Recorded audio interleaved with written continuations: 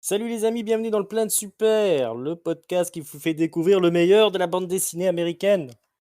Je suis Ringside et aujourd'hui on se retrouve pour parler des X-Men de Neil Adams, Roy Thomas et Tom Palmer, mais surtout Neil Adams, on va aller...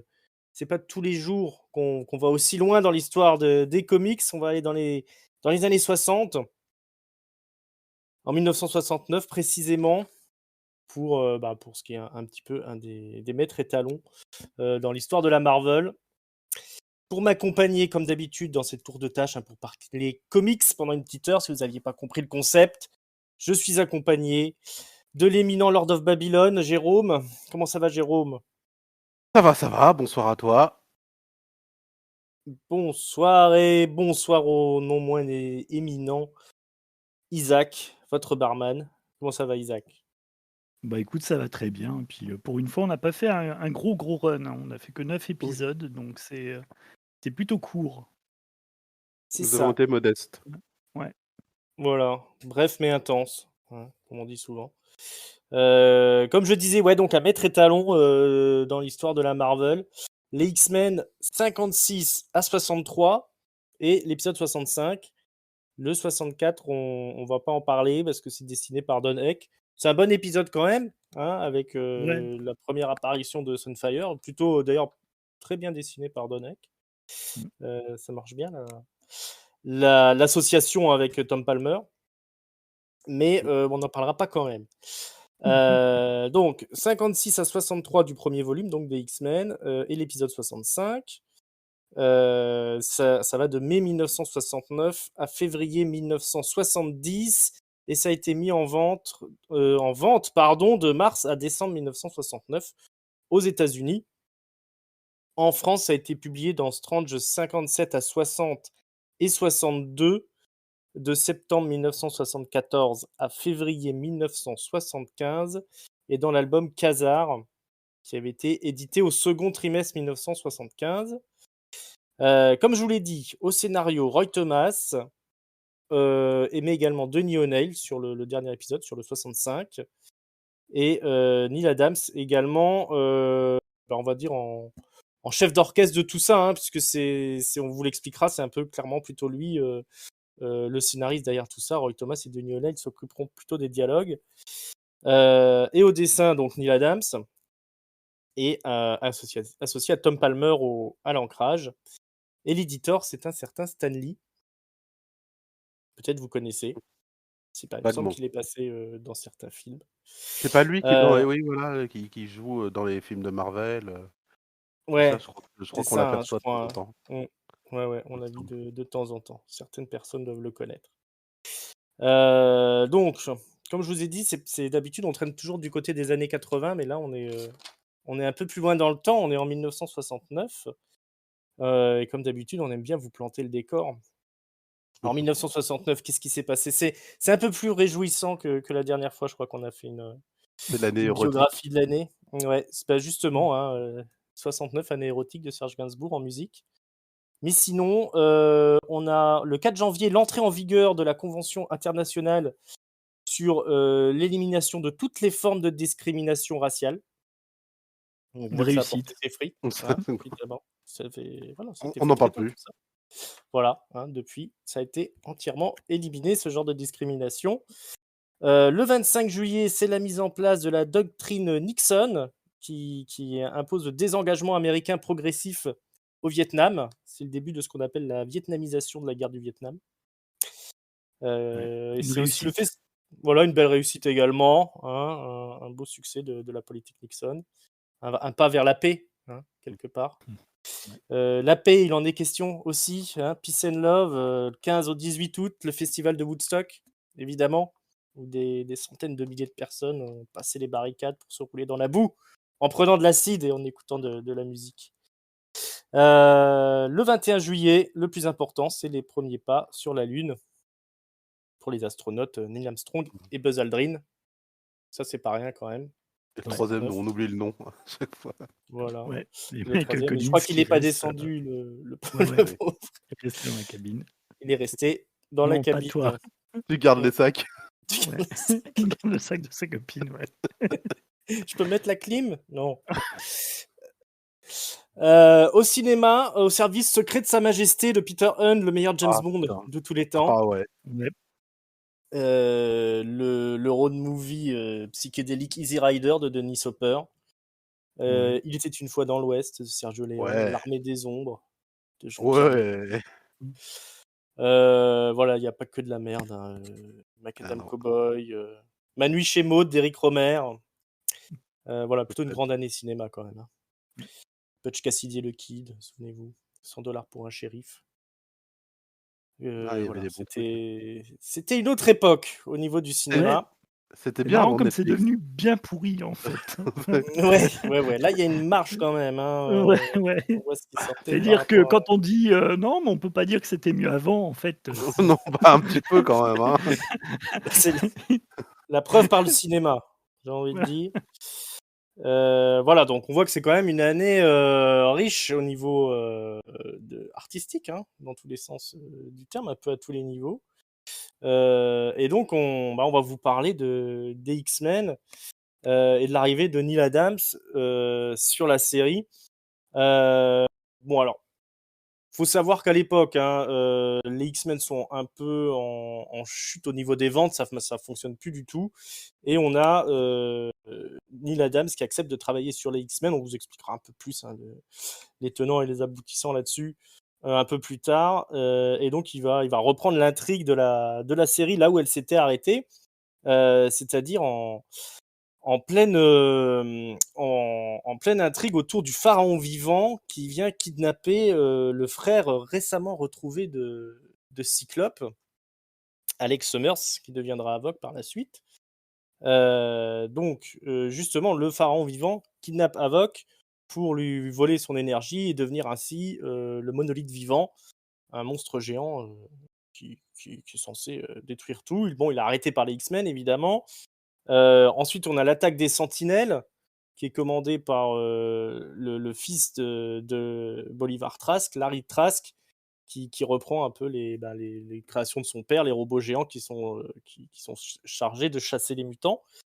Une fois que cette menace est écartée, les X-Men enchaînent avec la nouvelle menace qui est Sauron, le mutant qui hypnotise ses victimes et qui aussi leur siphonne l'énergie pour devenir un espèce de ptérodactyle humain, mi-homme, mi-ptérodactyle, qui va finir ben, par essayer de se sacrifier hein, pour sauver un peu ses proches, parce que la malédiction de Sauron tend à détruire un petit peu son entourage. Donc il va aller se jeter du haut d'une falaise dans les glaciers du pôle sud ou du pôle nord, je ne sais plus très bien. Et en le poursuivant, les X-Men vont tomber en terre sauvage, où ils vont retrouver Khazar et aussi Magneto, qui avait disparu quelques mois plus tôt. Hein, on pensait mort dans la série X-Men. Et en fait, il était réfugié en terre sauvage, où il s'attelait à créer une nouvelle race de mutants, hein, tout simplement. Ces plans sont contrés évidemment par les X-Men. Les X-Men qui, quand ils rentrent à la maison, découvrent qu'il y a un vrai gros problème, c'est l'invasion des extraterrestres, les Nox, Mhm. c'est comme ça que ça se prononce, les Ouais. Inox, les Nox, Les Enoch, ouais. les Zednox. Et on apprend surtout que le professeur Xavier, qu'on croyait mort aussi depuis des mois, était en fait bien vivant. Il avait échangé sa place avec un autre mutant qui s'appelait Changelin. Pourquoi ? Parce que le professeur Xavier avait découvert qu'il y avait cette menace extraterrestre des Nox qui menaçait la planète. Donc il n'avait plus le temps de s'encombrer à faire la nounou pour les X-Men. Il fallait qu'il règle le problème. Donc il s'est caché de tout le monde pour mettre au point un plan pour contrer l'invasion extraterrestre. Et donc le professeur Xavier qu'on pensait mort était en fait Changelin qui était, condamné par une maladie, et qui finit par, voilà, par mourir à la place du professeur Xavier. Et donc le run de, Neil Adams se termine par ce gros épisode où, les X-Men, grâce à l'aide du professeur Xavier, vont contrer une immense, invasion extraterrestre. Donc vous l'aurez compris, il se passe beaucoup de trucs et ça ne fait que s'enchaîner les péripéties dans cette série.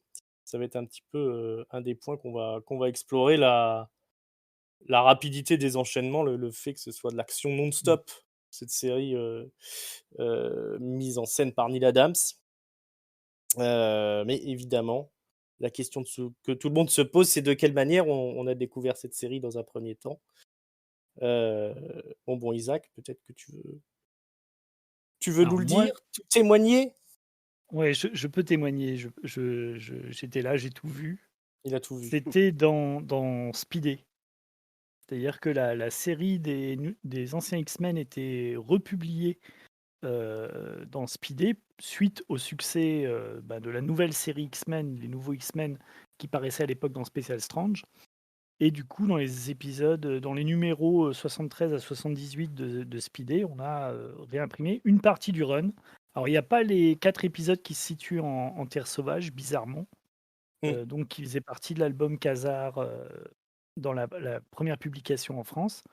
Ce qui fait que j'ai dû récupérer l'album Khazar des années plus tard à un prix à l'époque exorbitant, puisque il était Ouais, très recherché. il était Ouais, quasi introuvable cet Ouais, c'est album, ouais. je crois que ça devait être un des plus introuvables avec, l'autre consacré aux X-Men et Jeunes Titans. Heu, Ouais, oui. ouais, il me semble bien, ouais, ouais. le crossover. Mmh mh. Ces 2-là étaient et d'ailleurs il l'avait je crois que Semic l'avait réédité d'ailleurs, enfin le Khazar, il me semble, mais peut-être pas sûr. Ou alors Alors c'est ils avaient réédité les histoires dans un Strange Special Origins, peut-être, peut-être. En tout peut-être, cas, mais moi, sans un titan. moi, je me souviens vraiment des épisodes en Speedé, puisque enfin, j'ai été complètement scotché par Mmh, la réédition, dans le sens où moi, je pensais en fait que c'était carrément des nouveaux épisodes. Tellement le dessin était moderne, je pensais vraiment qu'en fait, ça ne faisait pas partie de la série des années 60, qu'ils avaient carrément inventé de nouveaux épisodes, mmh, voilà, dessinés par un dessinateur moderne et j'ai été, ouais, scotché, tout de suite là par rien que l'ouverture du premier numéro là, le numéro 56 où, Mmh. on voit l'ouverture en Égypte. Ouais, Avec le décor photographique dans le fond et les X-Men là, dans leur espèce de mini vaisseau, surplombé par Angel qui vole à leur côté. Ouais, on est dans un autre monde par rapport aux derniers épisodes qui étaient dessinés par Werner Hoff. Moi que j'aime bien, hein, Werner Hoff, mais qui était oui. vraiment en panne sèche, quoi. Vraiment, il y avait lui et puis Don Heck qui faisaient vraiment pas du très beau boulot.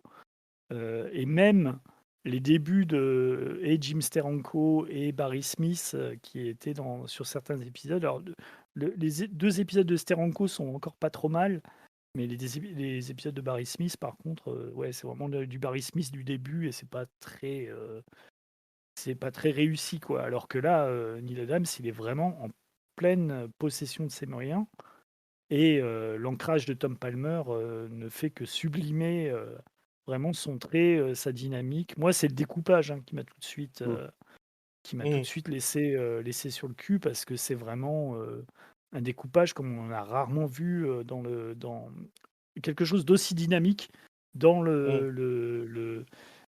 comment dire? Dans le comics des années 60, des années Silver Age. Il y avait un petit peu, pour avoir relu, là récemment, des épisodes, le Iron Man de George Tuska, quelque Oui, temps, qui est assez punchy auparavant. aussi. Mmh. Ouais, où Tuska reprend une espèce de mise en scène, qui est proche, surtout un découpage, en fait, une utilisation des cases, voilà, en triangle, voilà, des compositions un peu bizarres, des compositions en étoiles, Mmh. des décadrages, un peu comme si on avait un film où, la caméra était penchée tout le temps, un peu comme Thor de Ouais. Kenneth Branagh. Où, il y a beaucoup non, mais il y a beaucoup de contre-plongées, de plongées et c'est hyper dynamique et ça, Neil Adams le fait très bien, et on en parlera, mais c'est vraiment, ouais, le découpage d'une planche où, tu peux suivre l'action, en fait, sous, divers angles, différents, suivant que tu passes, en fait, d'une case à l'autre et l'enchaînement des actions est toujours parfait, quoi. Enfin, l'enchaînement est absolument, primordial pour la lecture, en fait, de ce run. Ouais. C'est assez dingue parce que moi, je l'ai découvert également aussi dans Speedy et qui était une revue, alors tout à la base pour les enfants. Mmh. C'est-à-dire que si tu étais, on va dire, trop jeune pour lire Strange et tout ça, et tu avais Speedy avec des aventures un peu enfantines de Spider-Man, il peu à peu a proposé des séries un peu plus différentes, un peu plus, dans le même ton que Strange ou Spécial Strange. S et d'ailleurs, je pense que c'est pour ça qu'ils ont pas dû mettre, à mon avis, à l'époque, remettre les trucs de Sauron, à mon avis. Ils ont dû juger que ça devait être trop horrible pour les gamins. Ouais, Mais sûrement. ce qui est intéressant, enfin moi, ce que je trouve assez incroyable, c'est qu'à l'époque, donc, où ces épisodes de X-Men sont republiés dans Speedy, il y a des séries, actuelles, enfin, ce que je veux dire des années 80. Mmh. Il y a, Secret Wars de Jim Shooter est dessiné par, Mike Zeck et puis il y a, Power Pack de mémoire. Ouais. Et moi, en la lecture, la série la plus folle, en termes de dessin, la plus incroyable, ça reste les X-Men de Neil Adams qui ont quasi 20 ans enfin, au moins 15 ans, Mmh. avant. Et c'est Mmh. pourtant Mmh. la plus dynamique, la plus forte, la plus moderne, si on veut utiliser un peu le terme pour expliquer le truc, même si c'est pas forcément le plus pertinent. Mais pour moi et pour les raisons que cite Isaac, hein, c'est-à-dire le découpage d'abord. C'est le découpage avant tout. Enfin, on a Mmh. des moments, enfin de cases ou enfin de planches, pas de cases, hein, pardon, de planches, mais qui sont des cases en elles-mêmes, mais où on n'est pas dans un découpage on va dire classique en gaufrier. Et, d'ailleurs, on peut Mmh. le voir avec l'épisode précédent qui est le début de la saga avec le pharaon en vivant, qui est pas mal, hein, moi j'aime bien, je l'avais Mmh. relu avant de réattaquer. Il est très beau, il est très classique dans son découpage, tout ça.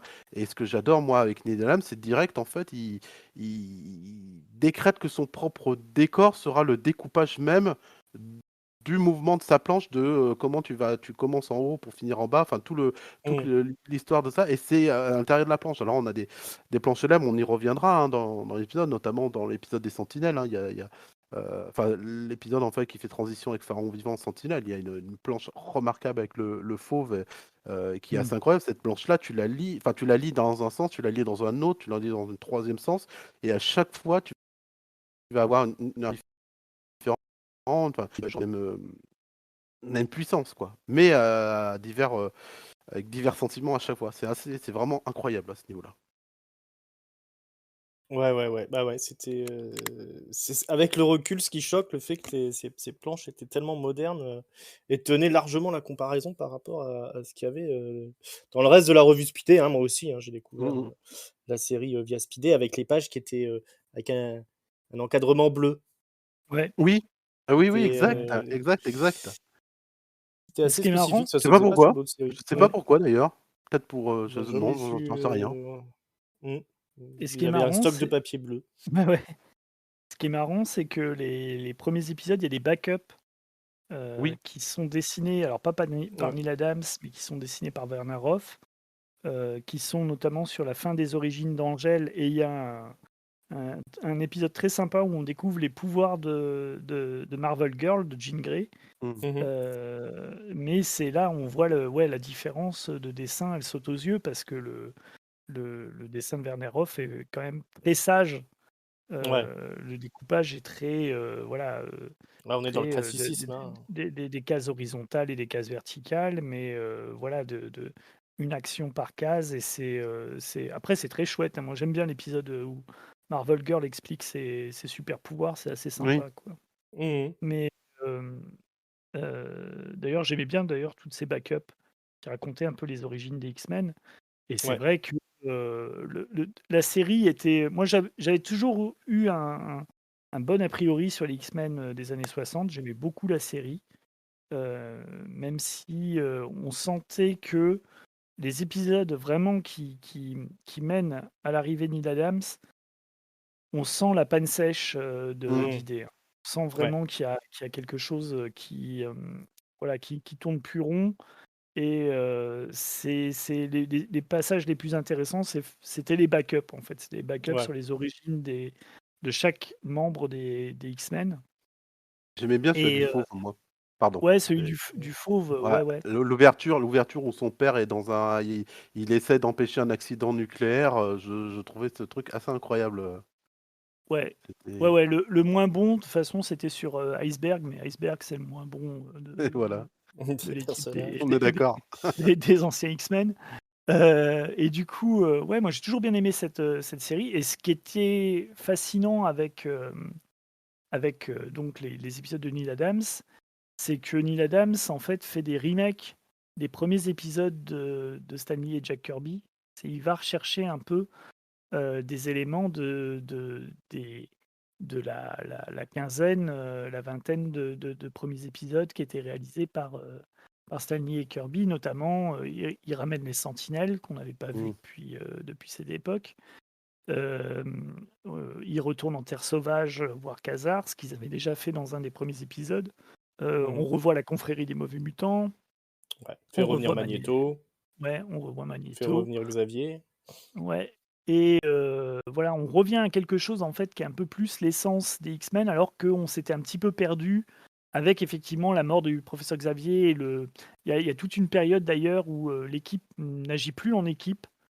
Et Mmh. les membres vivent chacun de leur côté des aventures. C'est quand Arnold Drake écrit la série. Et en fait, on apprend que notamment Cyclope est devenu disc jockey et Mm. Jean Grey est devenu mannequin. Voilà. Quand tu connais Et, Cyclope, tu te dis quand même que le mec, ouais, ouais, c'est le tu te dis Cyclope dit jockey, mais genre pour les funérailles des gens, quoi, tu sais, mais c'est pas il devait possible. faire, Comment à mon Peut-être avis, un disjockey de merde. il devait c'est faire le des mec qui doit émissions te sur la bourse. Ouais. le mec, il doit te péter l'ambiance quand même. Mm. Il faisait SOS Amitié. Oui, Ouais. voilà, c'est C'est lui que l'extraterrestre. t'appelles Ouais, c'est lui que t'appelles entre minuit et 4 heures du matin quand tu as envie de te suicider, et puis tu passes par la fenêtre, quoi. Les infos sur la route. Ouais. Bon, et puis vous parlez Mm. meilleur de Cyclope. Mm. Ouais, ouais, ouais, ouais. Non, mais c'est vrai que ouais, Kirby et Stanley finalement étaient pas restés extrêmement longtemps sur la série. Et du coup, effectivement, après, bon, c'est repris par Arnold Deck et tout, c'est assez intéressant. Mais en tout cas, ça se vendait beaucoup moins bien que le reste des séries Marvel. Ouais. Et c'est d'ailleurs ce qui va finaliser le choix de Neil Adams quand il va décider de venir tester son talent chez Marvel, hein. Il propose de reprendre la série là, qui vend le moins, Ouais. histoire d'avoir les mains libres pour étaler un petit peu son talent, expérimenter des choses. Et puis, c'est quelqu'un qui a une idée très précise de ce qu'il veut faire, Neil Adams, quand il débarque Ouais, d'autant chez qu'il DC, chez ouais, Marvel, pardon. d'autant que c'est déjà une vedette chez DC puisqu'il vient Ouais. de créer un électrochoc, donc on est en 69. Il a pas encore repris Batman sur Batman et Detective Comics. Ça va Mm. arriver. D'ailleurs, le dernier épisode des X-Men qui publie, c'est le mois où il débute avec Denis O'Neill sur Detective Comics. Mais par contre, il est déjà sur Brave and the Bold, donc sur la troisième série Ouais. consacrée à Batman, qui voit Batman allié tous les mois avec un super-héros différent. Et en fait, tout le monde est en train de s'apercevoir que cette série, elle cartonne et que les lecteurs préfèrent cette série aux séries classiques de Batman et de Detective Comics. Ouais. Voilà, parce que le dessin rend une prestance au personnage de Batman qu'il n'avait pas eu depuis, on va dire, depuis ouais. les années 40, Mmh. quoi. Et de la même manière, il a repris la série Deadman après le premier épisode. Et, et pareil, comment Ouais. dire, il révolutionne par sa mise en page et par le côté un peu psychédélique le monde du comic book américain. Ce qui est intéressant, c'est qu'il démarre, lui, en tant que dessinateur de comic strip. Il faisait Mmh. notamment l'adaptation d'un soap opéra médical. Et je trouve que dans les épisodes d'ailleurs où on voit Sauron dans son milieu Mmh. Ouais. Ah, il y a un professionnel, côté un Dr. peu Carl Dicos, il y a soap un petit opéra. côté ouais, Mmh. romance, soap opéra. Ouais, c'est l'hôpital Velpo, hein, Mmh. C'est ça. dans c'est Maîtresse et patient hein, Ouais, ouais, dans c'est ces exactement pages-là. ça, ouais. Et ouais, et puis il a commencé chez DC, comme DC a toujours eu le nez creux pour les dessinateurs dans les années 60, ils le mettent sur des séries de romance et des séries de guerre. Mmh. Et puis à un moment donné, et des séries d'humour. Et puis Mmh. après, et puis il y a un jour, il y a un bouche-trou sur un Batman, sur un Brave and Voilà. the Bold. Et puis là, voilà, Quelqu'un tombe l'histoire malade. est en marche, quoi. Mmh. Ouais. Ouais, ouais. Et il se Mais fait, ça vas-y, vas-y. si, ça se voit bien, hein, d'ailleurs, ses débuts, justement, sur des séries un peu de soap, comme ça, moi, ce qui m'a déjà frappé à l'époque, hein, c'est les visages, les Ouais. visages chez Neil Ouais. Adams sont marqués, alors ce que j'aime bien, c'est qu'ils sont à la fois très marqués, beaucoup de rides, beaucoup d'aspérité, enfin voilà, tu sens vraiment tout le visage, c'est pas juste un rond avec 2 yeux et une bouche, quoi, on va dire. Mmh. Mais en plus, il arrive à avoir une expression, qui va être à la limite de vraiment de la surexpression quant à certains, je pense Ouais. notamment à Larry Trask. Je trouve que Larry Trask Mmh. a beaucoup plus que par exemple que ce qui est de Sauron, mais Larry Trask, c'est un personnage tel qu'il l'a conçu et dessiné, il est toujours borderline. C'est Mmh. le mec qui arrive Mmh. à être très posé et que tu comprends tout de suite avec un mot, une phrase qui va pas lui plaire, qui va complètement Ouais. péter sa durite et lâcher les sentinelles contre toi. Notamment quand dans l'histoire avec les sentinelles, donc Larry Trask est présenté par une autre personne dont j'ai oublié le nom et qui est le confident, l'ami de son père. Et Mmh. donc tu vois qu'il y a peut-être de relation un peu de mentor à élève en tout cas. Mais direct, dès que le mentor va un peu s'opposer ou questionner les choix de Trask va pas hésiter à le mettre de côté, enfin à vouloir quasiment peut-être le tuer. Et dans une manière dont Adams va l'exprimer, le dessiner, qui est véritablement inquiétant, et alors que ça pourrait être très rapidement ridicule, mais pas du tout, je trouve justement. Trask est un personnage, par exemple, chez Adams, que je trouve fascinant, à la Ouais. fois véritablement triste, parce que en plus, il lui fait tout un passé qui est vraiment fort. Enfin, Mmh. il y a la révélation, enfin, on y reviendra sur l'épisode, mais il y a une révélation autour du personnage qui rend le personnage vraiment touchant, enfin, quelque chose de très dramatique, et en même temps, qui est pour moi il fait partie du top 10 des, des, des personnages, on va dire, humains les plus terrifiants envers les mutants. Ouais. Vraiment, et pourtant, en combien? Deux épisodes? Trois épisodes, Trask en tout? Mmh. Même pas? Mmh. Et Ouais, Ouais. ouais. c'est incroyable, c'est incroyable Bah, la marque, la marque qui donne, hein, tout Il va y a un tout va côté extrêmement vite, hein, dans la série, ouais, effectivement, mais ouais. c'est très dense. C'est ouais. très, et il a ce trait à la fois réaliste et dramatique, Mm, et en même temps très punchy, quoi, très in your face blockbuster, mm. qui fait passer à peu près tout, même quand il y a certains passages du scénario qui sont peut-être un petit peu ridicules, un peu alambiqués, ça passe parce que son dessin, Oui. transcende le Ok. truc, donc c'est Ou qui peut expédier, tu sais, tu sens qu'il y a mmh, notamment dans certaines conclusions ouais, d'épisodes, ou d'intrigues qui peuvent facilement expédier, mais en même temps, ça passe crème. ouais, Parce que, ça passe crème et puis c'était un peu le standard de l'époque, oui, oui, oui. mais là, ça va peut-être encore plus vite que sur d'autres séries de l'époque, hein, parce que ça ne cesse d'enchaîner, les péripéties. Alors, à l'époque, on est sur les 5 personnages de base, enfin, je dis 5, ils sont peut-être 6. Mmh.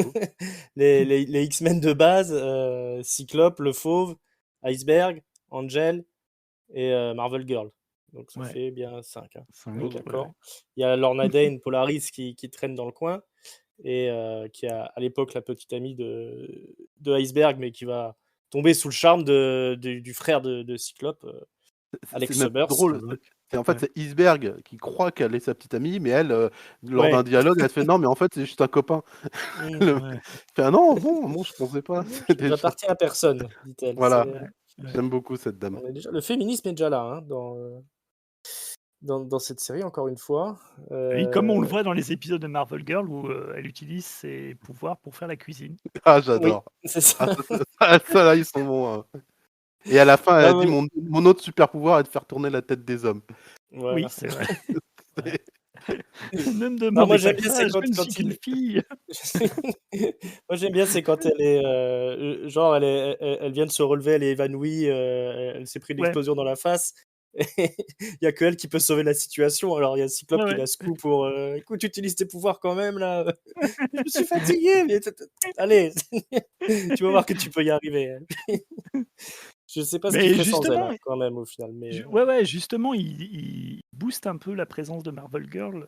Hmm. Effectivement, comme ouais, tu le dis, ses super pouvoirs, on voit que comparé aux autres, tu vois, le fauve, il fait des cabrioles.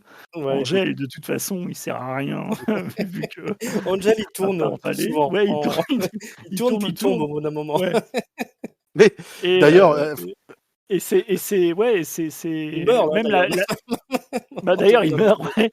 ouais, ouais, ouais et c'est la mise en scène de Adams des pouvoirs de Marvel Girl, là, dans le premier épisode, Mmh, elle hmm, est vraiment mortelle, quoi, parce que ouais, tu la vois, par exemple, tu vois son visage qui se découpe dans le ciel alors qu'Angèle est en train de voler pour montrer qu'elle ouais, communique télépathiquement. Tu justement cette séquence où, elle se réveille, après avoir été assommée et puis elle utilise, pareil, c'est non télépathique et en fait, tu as Adams qui montre, un cerveau et puis elle, en fait, mmh, le visage qui est hmm, hmm, démultiplié hmm. et tu te rapproches de ses yeux, là, en une seule case. C'est vraiment, même le travail de la couleur est pas mal, il y a un côté un peu Ouais. ouais, psychédélique, et je finis juste là-dessus, c'est pour rebondir par rapport à ce que vous disiez, c'est vrai que, il y a ce côté photoréaliste, il y a ce côté, dramatique des enchaînements et en fait, on est vraiment dans le Hmm. mélo ouais, total. On est dans le mélodramatique. Tout le monde est constamment en train de hurler dans Oui. mmh, dans cette BD, dans les BD de Neil Adams. C'est l'heure est mmh, grave constamment. Et je pense que de là vient un peu l'idée de superstar du comics qu'on va avoir notamment chez. C'est un peu la première superstar Image Comics. C'est-à-dire que Ouais. tu as mmh, le même côté.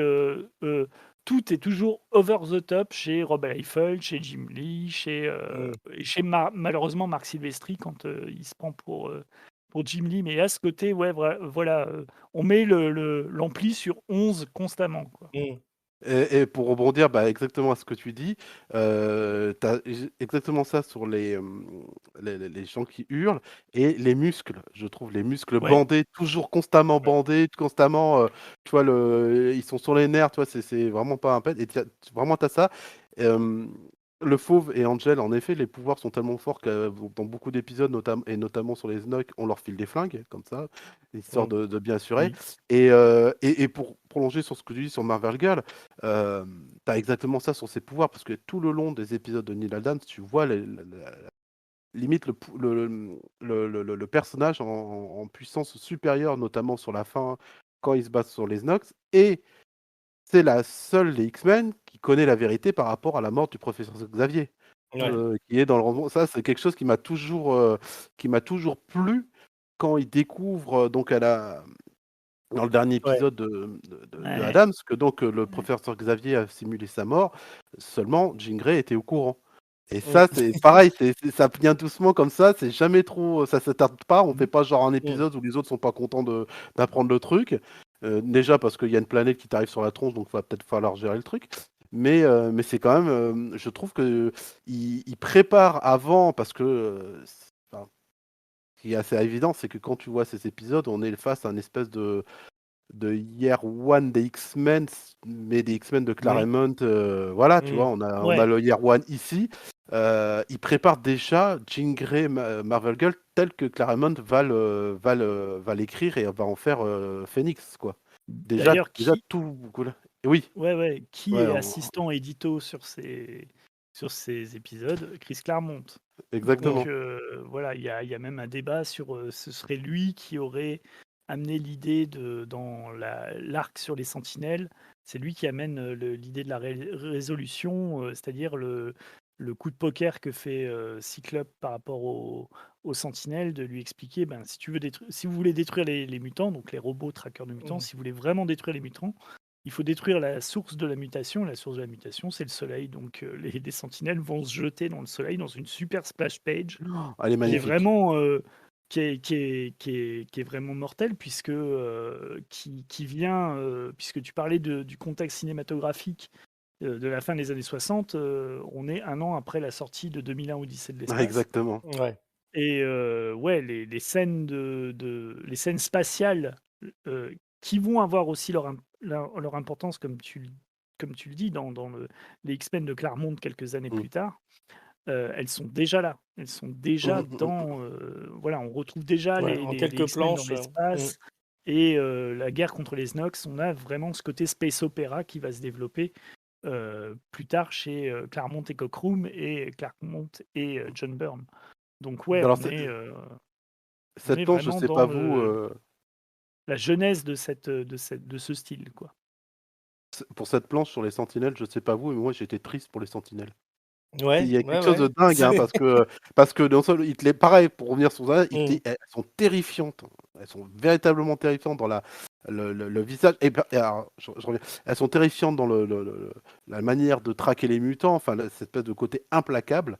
Et c'est super triste, ce plan où elle se jette dans le soleil de manière totalement logique. Et il y a, il y a une case 2 pages avant, quand il blesse un humain. Enfin, t'as une sentinelle quand elle hurle, t'as l'impression que c'est un véritable humain qui hurle parce qu'elle Mm. a, Ouais, elle a blessé un humain. C'est vraiment c'est plus un robot à ce moment-là. Il arrive à te faire vraiment une expression de frayeur, de totale peur sur une sentinelle, tout en gardant l'aspect robotique. Enfin, c'est vraiment incroyable, hein, c'est comment il Ouais, arrive à ouais. trouver le parfait équilibre dans son dessin. Ouais. On voit que tout est hyper réfléchi quand même. Quand on étudie un peu chaque épisode, comme tu dis, et ouais, notamment là, au niveau des sentinelles, d'ailleurs, toute alors, à chaque fois, je vais dire c'est des sagas, mais ça dure un épisode et demi peut-être à tout casser. Et puis elles sont vachement, c'est pas l'une s'arrête pour que l'autre continue. Tu Ouais, sens, il y en a tout tu as s'imbrique une les qui unes dans les continue autres. et la deuxième commence pendant que la première se finit. Tu le Mm. vois bien avec le pharaon vivant, les sentinelles commencent à attaquer pendant ce temps-là. ouais. Pendant Mmh. les sentinelles, déjà après tu as, enfin c'est vraiment un imbriquement assez incroyable, hein. Ouais. Alors, il y a déjà un côté très épique avec le monolithe vivant dans son premier galop d'essai, là, son premier épisode, ou ses deux premiers épisodes, peut-être autour du pharaon vivant, où déjà, parce que le pharaon vivant est le personnage qui existe déjà avant sous Werner Ross. Ouais. Il va le booster et le transformer Ah en, clairement, ouais. en, Ouais, en- c'est Pas qu'un peu, hein. Voilà, il prend un ouais, autre ouais. level, quoi, le personnage. Et tout de suite, dans la saga d'après, le pharaon vivant, il se prend une fessée par les sentinelles qui viennent l'empêcher de se transformer en monolithe Oh, j'adore ce euh, passage. pour, Ouais, ouais, voilà, ouais. pour couper court au truc. Et tout le reste de la saga et l'aspect dangereux des sentinelles, il est immédiat, quoi, dans la série. Ouais. On est déjà dans le Days of Future Past, quoi. On est à Ouais, deux tout doigts à d'avoir fait, ouais. l'extermination complète des mutants. Et on a aussi déjà ces cases avec les journaux télévisés Ouais, qu'on qu'on va va retrouver dans retrouver, Dark Knight, hein, bah, ouais, ouais. Ouais, ouais. et Totalement. dans pas Dans mal de trucs des American années Flag, 80. dans Dark Knight Ouais, Returns, voilà, dans tout est Watchmen, déjà ouais. là. Mmh. Tout est déjà dans ces quelques épisodes, finalement, Qui du était premier volume des X-Men. Ouais, ouais, qui était aussi en fait l'intervention télévisée. Elle était aussi dans les épisodes de Jack Kirby, consacrés aux Sentinelles. Des Sentinelles. Mais ce qui est fort avec, Adams, en fait, le brio d'Adams, c'est d'aller chercher, des éléments, hem, qui qui sont en fait dans les épisodes de Kirby, qui passent parce qu'il y a une idée Oui, par alors page, lui, hein, c'est chez encore Jack autre Kirby. chose. Ouais, Mmh. voilà. On est dans la création constante. Le début du Marvel Universe, on est vraiment dans un bouillonnement créatif où en fait chaque épisode, c'est pareil avec Steve Ditko et Spider-Man, chaque Mmh. épisode apporte son lot d'innovations qu'on est, dont on est aujourd'hui encore en train de décortiquer. Ah oui, en fait, il y avait déjà cette idée-là Mmh. dans Mmh. cet épisode de Spider-Man, il y avait déjà cette idée-là dans cet épisode des 4 Fantastiques, mais ça allait tellement vite que, aucune idée pas sur l'autre. Neil Ouais. Adams, Puis il a qu'ils avaient cette m force. ils Ouais, envisageaient peut-être même pas de revenir sur les personnages après tout ou des tout à choses comme fait, ouais. ça, hein. Ouais, Ils ouais. ils écrivaient Ouais, ça ouais. comme ça, c'était leur Et job, heu d'écrire. et Neil Adams, le fait est que c'est un dessinateur qui est fan également, Mmh. qui est un admirateur aussi et puis qui comprend du coup cette narration. Donc il sait, aller piocher, les éléments dans les grands maîtres qui l'ont précédé et s'en servir en fait, voilà pour il sait ce que, comment dire? Il sait ce que le lecteur a, inconsciemment trouvé génial Mmh. dans ces épisodes-là et donc il le resserre de façon, plus explicative. C'est-à-dire les cases de télé, c'est vraiment ça, quoi. Il va en profiter pour rythmer, sa Ouais, double tout page, l'épisode, d'ouverture et puis l'épisode qui suit.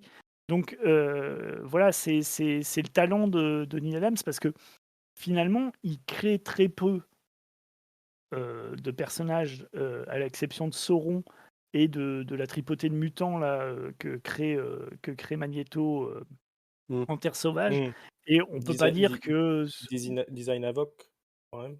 ouais, il design Havok, ouais, ouais, ouais, c'est vrai, Mmh. c'est vrai. Mais on peut pas dire que c'est Havok, c'est peut-être celui qui est le plus resté de ses trouvailles. Mais c'est comme Mmh. dans la guerre Kree-Skrull, il a pas inventé, des Avengers, il a pas inventé Mmh. énormément.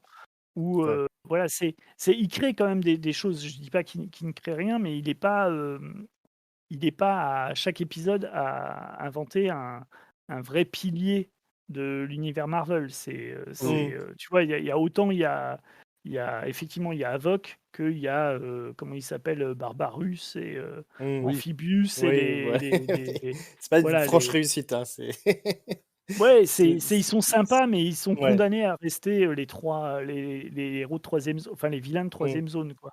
Et ce que je veux Ouais. dire par là, c'est que, c'est vraiment son style et sa narration qui font encore, aujourd'hui le brio de ces épisodes et la renommée de ces épisodes. Et on est plus dans quelque chose qui est de l'ordre de oui, de la quintessence, en fait, d'un certain Mmh. esprit comics qui est distillé par Neil Adams, voilà, plutôt que d'un élan créatif comme on a chez Jack Kirby, Steve Ditko ou Hollywood.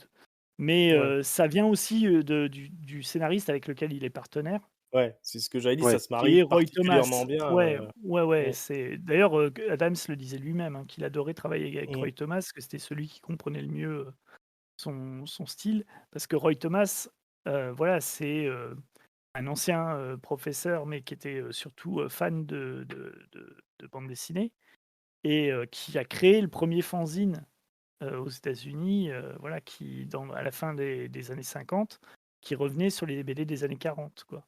Sur quelque chose mmh, qui était complètement en perdition puisque, il passait après le violent, mouvement anti-comic book du milieu des années, 50 et Roy Thomas, a quitté son job de professeur au début des années 60 pour aller travailler chez DC Comics parce que c'était son rêve.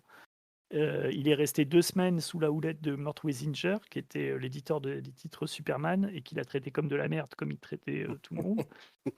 Du coup, malheureux, comme tout, il a mangé avec Stan Lee. Stan Lee lui a dit: «Bah, écoute, moi j'ai besoin d'un assistant, donc si tu veux, viens bosser».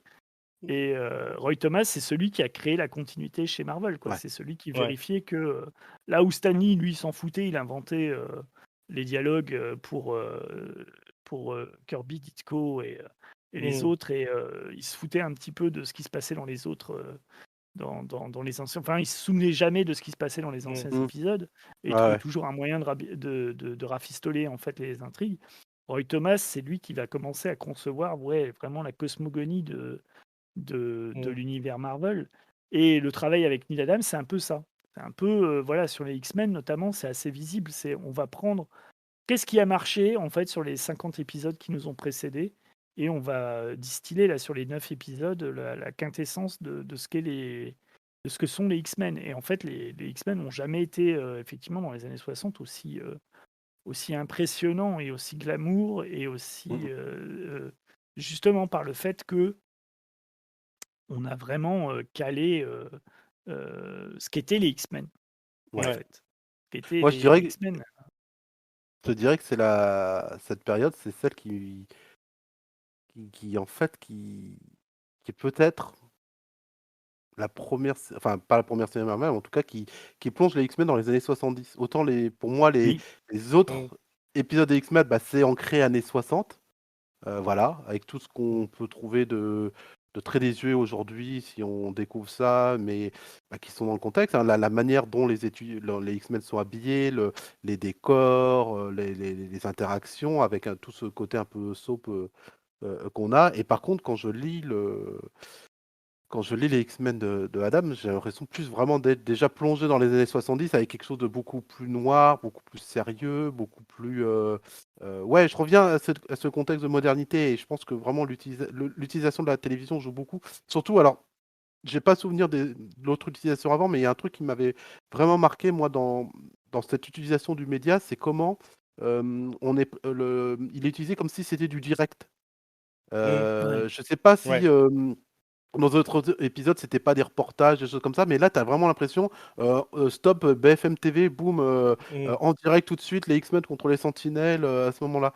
Et je trouvais cette manière d'intégrer cette télé-là et de parler, en plus, ça donne du rythme, ça te coupe un peu la narration de tel personnage va découvrir ce qui arrive, bulle de pensée. Puis d'un coup, boum, Mhm. en fait, la télé va un peu chapitrer d'ailleurs aussi. Et Ouais. pour vraiment en plus faire ancrer le fait que les X-Men sont véritablement dans le monde tel qu'on le connaît. Pas forcément que dans leur petit univers à deux. Tu sais, quelque part, ça ressemble un peu à ce que on faisait la dernière émission sur les Ultimates, hein, mais l'utilisation des médias et comment les Ultimates et les Avengers sont mis à contribution avec ces médias-là qui sont toujours présents et transforment ces super-héros en pop stars. Et là, on a peut-être déjà un peu ça, quoi. Enfin, ce côté. Ouais, ouais, les X-Men, bah, ouais, c'est des héros de notre quotidien, de notre réalité. Regardez, la preuve, ils se passent à la télé. Ouais, la paranoïa anti-mutante, elle a jamais été aussi bien montrée Oui. Ah que ouais, ouais, totalement. dans ces épisodes-là, puisque tu as C'est vraiment plus un l'impression, ouais, discours, hein. oui, Mm. que tous les États-Unis ouais, sont en proie à cette paranoïa. Et effectivement, l'utilisation des écrans, ça permet, ouais, et le commentaire des Mmh. journalistes Mm. permet d'amener des choses sans passer par la case, effectivement, bloc de description Ouais, et, et ou de faire une page avec un humain qui va attaquer un jeune mutant, comme on a ouais, beaucoup maintenant, tu vois. ouais, ouais. Oh, il s'est fait attaquer à l'école. Et c'est aussi, la force, je trouve, de Roy Thomas. Je pense que parce que Roy Thomas a beaucoup, aussi en tête, je sais la période du macartisme. Mmh. Mm. Parce que la façon dont il dépeigne la paranoïa anti-mutante, ça rappelle beaucoup ce que faisait la paranoïa anti-rouge Mm. des années 50 et l'utilisation de Joseph McCarthy. Et c'est vrai qu'il en parle beaucoup dans le courrier des lecteurs de All Star Squadron notamment, où il dit que McCarthy a donné une mauvaise image en fait des, des anticommunistes. Donc lui est Mm. anticommuniste, hein, Roy Thomas, mais il a dit McCarthy a fait un très mauvais boulot. Et ce qui est intéressant, c'est que il utilise aussi ça dans les Avengers. Donc Roy Thomas et Neil Adams sont faire un an plus tard, et dans ce qui est connu maintenant sous le titre de la guerre Chris-Krull, Mmh. puisqu'il y a également un sénateur qui est vraiment basé sur ce qu'on avait vu avec Joseph McCarthy, qui prend en grippe les Avengers et qui monte en fait tous les États-Unis contre le groupe de super-héros, avant qu'on s'aperçoive en fait que le sénateur en question est un agent des Skrulls.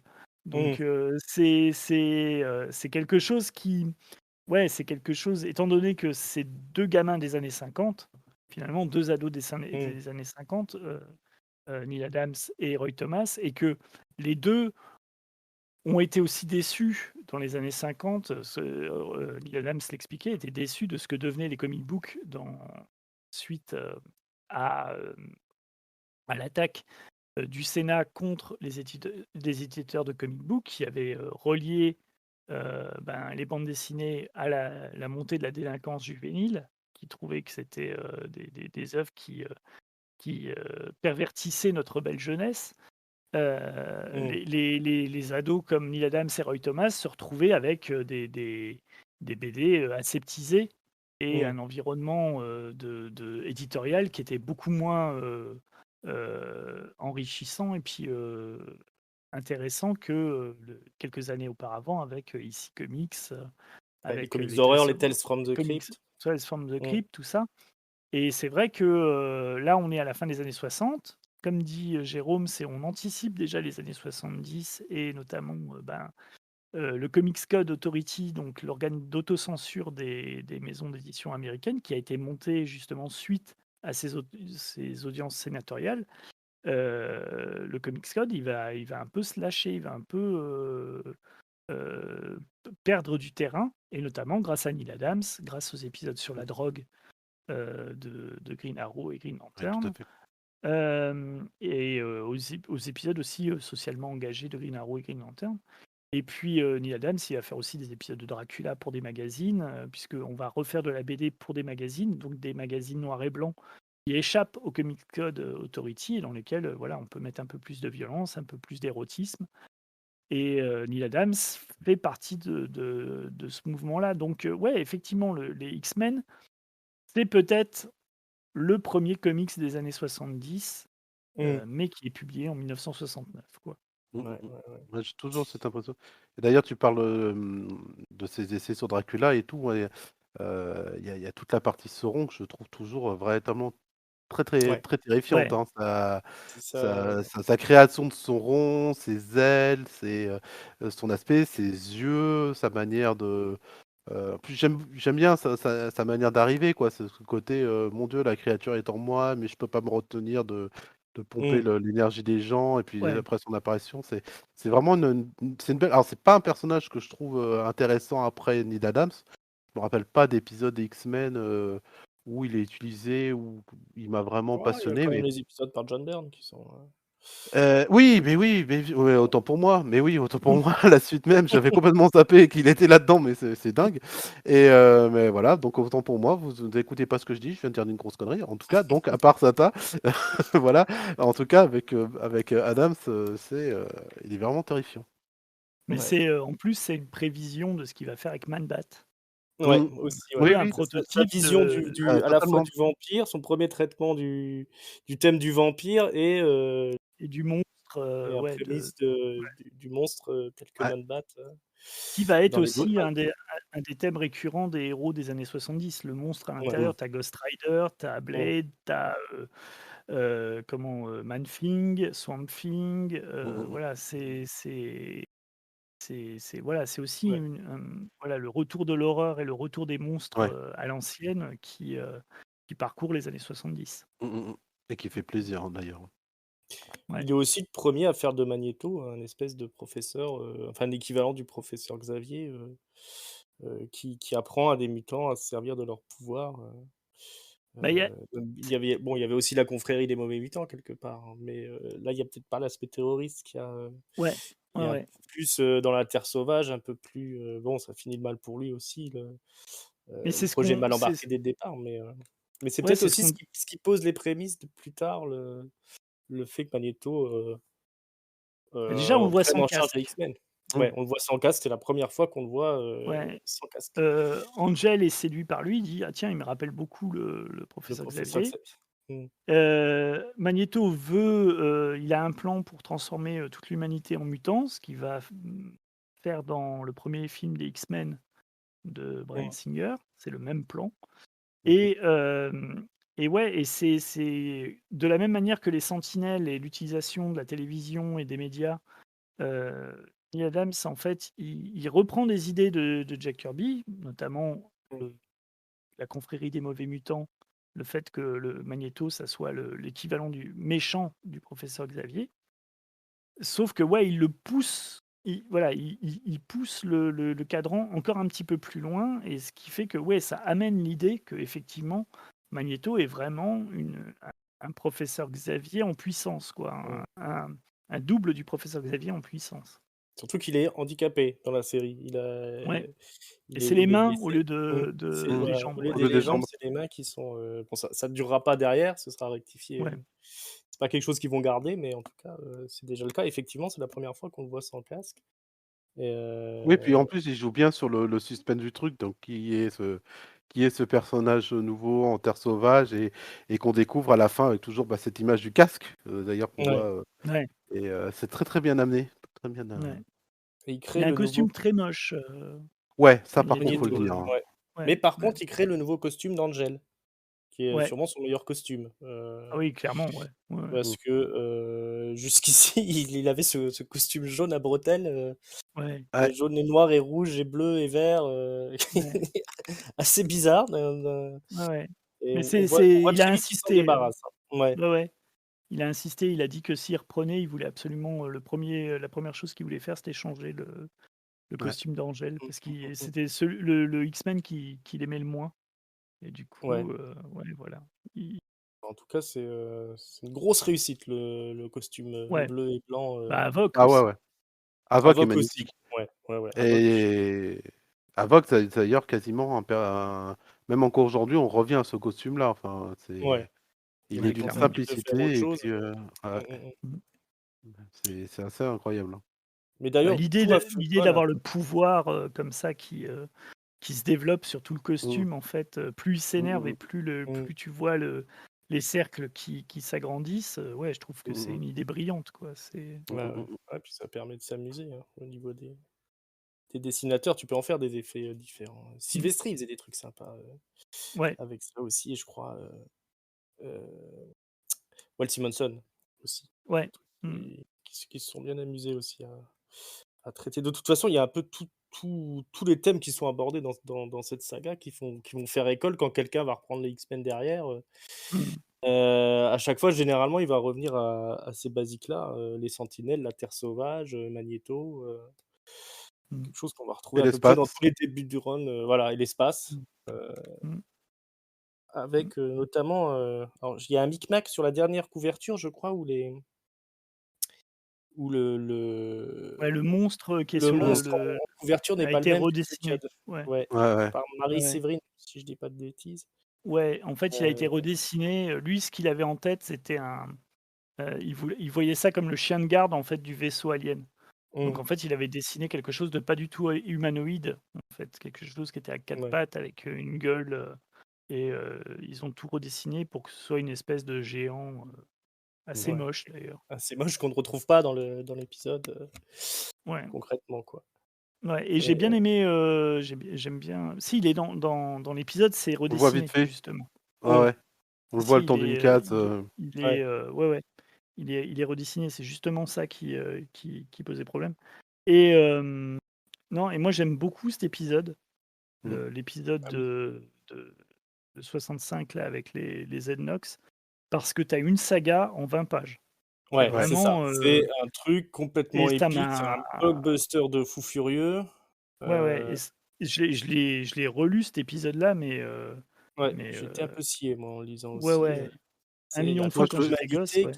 Ouais. qui je crois Oui, que c'était parce qu'on l'épisode, utilise carrément tous les esprits des humains, en fait, ouais, et tout le mmh, monde est frère. En plus, c'est une belle ouais, image, c'est une belle c'est beau. qu'on n'aurait pas aujourd'hui parce qu'ils sépareraient tout suivant des catégories, C'est ça. suivant la catégorie dans laquelle se ouais, situe le scénariste. Ils en mettraient une au-dessus des autres et mmh, c'est bienvenue dans les années 2020 et par contre, là, on a vraiment des ouais, vraim le rapprochement entre les êtres, donc le côté un peu baba cool des années 60 qui est vraiment cool Mmh. et puis, moi, il y a le passage où, ils s'entraînent.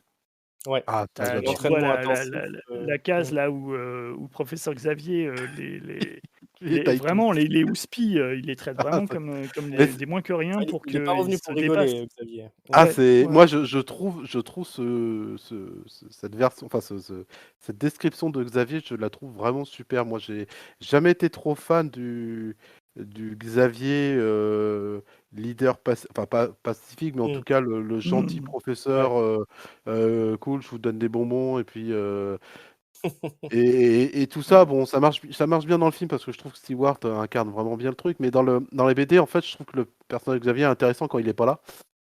C'est c'est véritablement là où je l'apprécie. Mais par contre, dans cet épisode, je l'adore parce qu'il y a vraiment un côté autoritaire ouais, vraiment autoritaire et pas. euh, tu comprends mieux, je trouve, dans cet épisode, pourquoi Xavier a réussi à réunir des mutants, Ouais. comment il a réussi à en faire, Mm. qu'ils ont contrôlé leur pouvoir.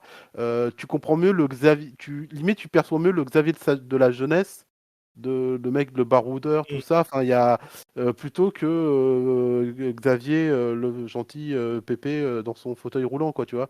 Mm. Je trouve, ouais, je le trouve super. La manière dont il a, où chacun des étudiants, ils sont tout contents de ce qu'ils viennent faire. Il leur fait non, non, mais c'est pas assez bien, recommence. Ouais. C'est super. Ouais, ouais, Mm. c'est vraiment super. Mais je pense que ça vient aussi du scénariste là, qui pour C'est le O'Neill, coup est hein. Denis O'Neill. Ouais. Ouais, voilà, et qui apporte. On sent que l'épisode est plus bossé au niveau de l'intrigue que ceux avec Roy Thomas, parce que bon, on rappelle quand même la méthode Marvel, qui Oui, est il que faut qu'on aborde ça peut-être. Ouais. ouais, Roy Euh, Thomas, en fait, en gros, quand on vous dit que c'est écrit par Roy Thomas, en fait, c'est surtout que Roy Thomas et Neil Adams ont discuté de l'épisode avant que Neil Adams ne dessine en fait, ne dessine les planches et ne fasse le découpage vraiment de l'épisode. Donc, en fait, Mhm. quelque part, il coécrit, voire mm. il a une ascendance même sur l'intrigue, quoi, sur ce qu'il va mettre dedans. Et il met des notes dans les marges, et parfois il met des notes même dans les bulles. C'est pas Mm. Neil Adams qui invente, hein, c'est Jack Mhm. Kirby et Steve Ditko qui ont fait ça avec Stan Lee, c'est-à-dire que en gros, voilà, c'est il y a vraiment une trame qui est expliquée par téléphone des fois Voilà, entre oui, c'est ça. le scénariste et le dessinateur. Le dessinateur accouche de ces 20 pages et le scénariste repasse dessus et puis met Les les dialogues. descriptifs Mm. et les dialogues. Mm. Et Neil Adams alors après, Neil Adams avait un gros ego, hein, donc faut aussi prendre avec des pincettes ce qu'il dit dans les interviews, mais on peut Mm. lui faire confiance parce que bon, on voit quand même que les épisodes sortent du lot par rapport à ce que Roy Thomas écrivait déjà sur les X-Men bien Avant. avant, quand il y avait Mhm. que Werner Hoff au dessin. On est quand même dans quelque chose d'un peu plus, on va dire un peu plus funky, hein. Donc, Ouais. ouais, Roy Thomas passe après pour les dialogues et O'Neill pareil. Et j'ai l'impression que O'Neill avait quand même une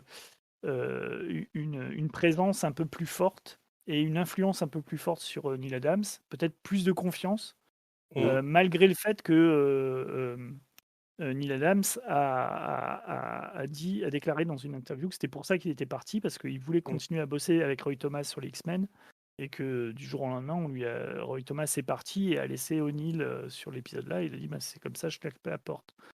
Mm. Ce qui est dommage, parce que moi je trouve qu'ils ont fait vraiment peut-être le meilleur épisode de la série. Quoique, moi j'aime Oui. beaucoup le début avec les Sentinelles. Mais j'adore cet épisode, je trouve qu'il est vraiment hyper bien rythmé, hyper bien écrit.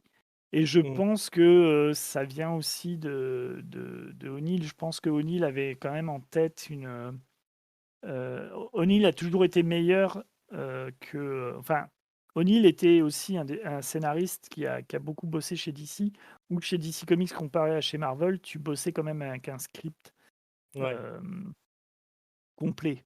Mm. Le dessinateur avait quand même un script complet, le script qui était rédigé d'ailleurs entre le scénariste et l'éditeur. Mhm. Mm. C'est Ouais, vraiment c'était deux pas du tout méthodes la même complètement manière de opposées, ouais. travailler. Mm. Ouais, C'est ça qu'il faut bien comprendre. ce qui fait d'ailleurs que dans les années 60, il y a une différence notable entre les comics Marvel et les comics DC Comics, quoi. Il y Ouais. avait pas, c'est pas du tout, les comics Marvel sont beaucoup plus dynamiques et beaucoup plus Mhm. rentre dedans que les comics DC qui Mm. sont plus sages, quoi, en termes Ouais. de D'ailleurs, Neil Adams de veut se frotter à cette méthode Marvel, hein. Quand il vient sur c'est pour X-Men, ça, ouais. il Ouais, veut il ouais. veut se tester, il veut savoir, enfin, il a envie d'avoir la liberté qu'ont les dessinateurs de Marvel de Oui, c'est rédiger Steranko leurs 22 qui lui en pages. parle, ouais. Ouais, Mmh. ouais, ouais. Oui, parce qu'au bout d'un moment, tu en as marre, en fait, de partir, d'une histoire complètement couillonne Mhm. qui part d'une couverture où, tu vois, où Mmh. Superman a, comment dire? il a des problèmes avec sa super force parce qu'il Ouais. éternue tout le temps sur la couverture. Et Mmh. l'histoire, c'est de savoir pourquoi est-ce qu'il éternue tout le temps. Voilà, c'est pourquoi est-ce qu'il a un rhume ou pourquoi Superman a une tête de lion ou pourquoi Lois Ouais. Lane s'est mariée avec Super Bébé, tu vois. On part, en fait, chez DC Comics, on part toujours d'une idée pour la couverture et d'un mystère ou d'un secret ou d'un traquenard impossible à résoudre pour le héros. Mmh. Et à charge au scénariste de trouver la solution et à charge au dessinateur après de rendre ça intéressant, ce qui est souvent compliqué quand les scénarios sont un peu pourraves. Alors que Mmh. chez Marvel, la couverture, c'est le dernier truc qu'ils font, quoi. Ouais. L'idée, c'est plutôt avec qui les super-héros vont se friter ce mois-ci. Et après, c'est le dessinateur qui invente notamment tout ce qui est soap opéra, ce qui est rebondissement, ce qui est en fait C'est tout ce peut-être qui fait le sel. le plus grand génie de Stan Lee, c'est d'avoir laissé ses dessinateurs, Ouais, voilà, s'occuper c'est du d'avoir pas scénario. écrit. Ouais, Voilà, d'avoir hein. compris quels étaient ses limites Mmh. en tant que scénariste, ouais. Ouais, C'est ouais. beau. C'est d'avoir compris qu'il n'était bon que pour les dialogues. Euh, Ouais et et savoir le où co placer les bulles. et le Ouais, voilà.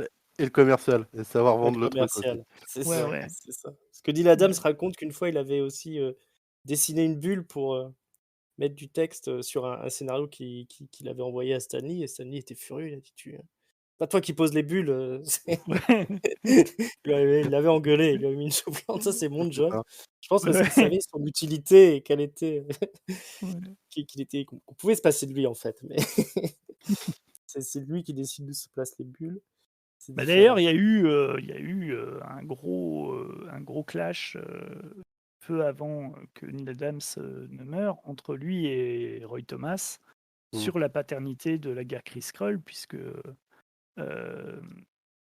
Neil Adams a fait savoir que c'était la guerre Kree-Skrull, c'était lui et que lui, et que c'était pas du tout que Roy Thomas n'était que dialoguiste. Ce à quoi Mmh. Roy Thomas a répondu, mais non, on a travaillé ensemble, on travaille sur les intrigues ensemble. Donc Ouais. ça, le problème, c'est que c'est toujours Bah, après les, sur les interviews que j'ai pu lire de Neal Adams, mais c'est peut-être des plus anciennes, il dit oui, les plus toujours que anciennes, il c'est un était beaucoup plus voilà, ouais, ouais, c'est un travail d'équipe, il dit, Mmh. au final. ouais, Il dit: «Voilà, je vais pas minimiser le ouais. travail», surtout quand il parle de Roy Thomas parce qu'il l'encense quand même, Oui, oui, dans l'interview que je lis, il fait que ouais, ouais. l'encenser tout le long, hein, Roy Thomas. Il dit que c'est le meilleur scénariste possible, il voulait Ouais, absolument ouais, juste mais bosser avec oui. lui, il Ouais, était c'était dans Comic furieux Book quand Artist, ouais, ouais, ouais. c'est ça, Mmh. Mmh. Mmh. le donc Oui, oui, voilà, non, ce que il y moi a je des parle choses d'un clash 2 qu'il y a trucs eu, plus par, récemment, ouais, plus récemment, et sur à mon Twitter. avis, il y a eu, non, non, mais il y avait eu mésentente parce que, Mmh. voilà, parce qu'il y a des journalistes aussi qui comprennent rien, hein. Faut Ouais, dire Oui. parce ça peut-être aussi aussi. que la translation était pas bonne, hein, Et puis qui continuent à raconter, des bêtises comme quoi, Stan Lee a tout mmh. inventé chez Marvel, quoi. Voilà. Et Oui, alors ça, ça, je malheureusement, l'entends encore, hein, c'est Ouais, ouais. ouais. Ah mais on Bah, aura dû mmh, les journalistes encore, bon, de toute façon, ils racontent n'importe quoi. Mais moi, là mmh, où ça me fait plus mal, c'est quand c'est les lecteurs et les vieux lecteurs. Parce mmh. que les jeunes mmh, lecteurs, bon, ils sont pas au courant, ils vont découvrir petit à petit. Mais moi, que les vieux lecteurs continuent à Mmh. penser dur comme fer que Stan Lee avait un génie il s'est créatif réveillé la nuit. et que, ouais, et que, alors que, enfin, il y a juste à regarder les faits, hein. C'est qu'est-ce qu'a Mmh, écrit Stan Lee une fois qu'il n'y avait plus Jack Kirby et Steve Ditko? Rien. mmh, Donc, mmh, qu'est-ce qu'il a inventé? Rien. Donc, mmh, c'est c'est à un moment donné, il faut regarder les choses en face, tu vois? Kirby, il part, il crée le Force World, Stan Mmh. Lee, mmh. il est tout seul, il fait Ravage 2099. Voilà, Mmh. J'aime c'est beaucoup qu'est-ce que Ravage. tu C'est un de peu Non, non, oui, ouais, c'était magnifique. Arrête de dire du mmh. mal de cette grande série où le héros, crée son costume dans une à partir décharge d'une poubelle, et ouais, et voilà. où tout se colle à lui et c'est le premier héros qui lutte pour l'écologie. Je Mmh. je Ouais. te permets pas C'est de je vrai en te permets plus, pas de oui, oui, c'est dénigrer. un Je Ouais, te permets pas de dénigrer. C'était grand magnifique cette moment. série. Ouais, grand ouais. moment. Mais Vous j'adore pensez Roy pas Thomas, hein. Je ah tiens bon, je Ah oui, tiens à oui, dire oui, que non, mais c'est je sûr, tiens à dire c'est que j'adore Roy Thomas et je pense que c'est peut-être l'un c'est pour ça que je c'est le préfère premier garder en scénariste, ouais, mmh. c'est le est-ce premier que vous C'est scénariste juste moderne, hein, ouais. Je dis juste que je préfère garder en mémoire cette interview du comic book artist. Oui, Mmh. oui, tout Si à vous fait, ouais, avez ouais. d'ailleurs l'occasion de trouver ces magazines-là, c'est vraiment, des puits d'informations. Il y a des interviews vraiment Ouais. très, très intéressantes des plus grands auteurs, Et je pense que c'est et plus honnête d'ailleurs, qui ouais. raconte Mmh. Mmh, mmh mh. Ouais, ouais. parce Ah, que c'est le magnifique. problème, c'est que le clash a eu lieu aussi suite au succès des films Avengers. Donc, Mmh, voilà, mmh, tu mmh, as mmh. un Ouais. succès, tu as Mmh. tout le monde qui veut dire, «C'est moi qui l'ai fait, c'est moi qui l'ai fait». Et je comprends que, enfin, je comprends dans les 2 cas, et pour Roy Thomas et pour, Neil Adams, que ouais, si Neil Adams est pas cité, par exemple, dans un article qui parle de la crise Skrull War, Mmh. enfin voilà, ça doit l'embêter quand Ouais, ça même doit le puisque toucher. ouais, Mmh. ouais, et Ouais, que, ouais, il est quand même si très Roy à cheval Thomas, sur ce qu'il a ouais, sur les créé. droits de ouais, sur les droits des auteurs. Et puis, par contre, si Roy Thomas, pareil, voilà, se fait, traiter juste de simple dialoguiste, je pense que Mmh. Ouais. parce que c'est pareil, Roy Thomas comparé à Stan Lee, enfin Mmh. Oui. comment C'est dire? le La deuxième coup de prolif génie de Stan Lee, c'est d'embaucher Roy Thomas. Roy Ah, mais Thomas, parce que c'est le côté prolifique de Roy Thomas et Mmh. tout ce qu'il a inventé, et chez Marvel et chez DC, mmh, mmh, mmh, mmh. Mmh. c'est peut-être un de mes en tout cas, moi, il est dans mon top 3, Ouais, Je pense clairement. des qu'on en scénaristes. C'est le premier quand j'étais gamin, c'était le premier scénariste, je pense, alors c'est peut-être lui ou Jerry Conway, c'est peut-être le premier Mmh. scénariste que je repérais. Ou en tout cas, je me disais: «Tiens, j'aime bien ce mmh, qu'il écrit». Parce qu'il Ouais. ouais. était, sur, Et si, il était sur les Mmh. Avengers, et il était sur, L'Escadron des Étoiles. Une Escadron des Et étoiles, ouais. Mmh. ouais, ouais, et Je à pense qu'on chaque se fois qu'il y avait des bons épisodes dans Strange Special Origins, Mmh. les c'est épisodes les triste. mieux écrits, Ouais. c'était plutôt lui que Stan Lee. Donc, Mmh. Je pense qu'on sous-estime enfin, quand je dis «on», peut-être au niveau grand public justement, journaliste, qu'on sous-estime ou qu'on méconnaît encore la l'importance de Roy Thomas dans le Marvel, l'univers Marvel, hein, dans la cohésion qu'il a apporté au tout, ouais, ce besoin qu'il avait de se dire, «Il faut que tout soit ils vivent tous dans le même univers, donc il faut pas qu'un tel apparaisse à ce moment, parce qu'il y a telle aventure à ce moment». Enfin voilà, espèce de grand architecte qu'il a été, quoi, tu vois? C'est vrai que c'est oui, assez, et cette capacité de moderniser de la même manière que ouais. là, dont on parlait, sur Neil Adams, cette manière de moderniser des concepts anciens. Enfin, la Mmh. façon dont Mmh. il écrit les Avengers, personne n'a écrit une équipe de Oui. super-héros, Ouais.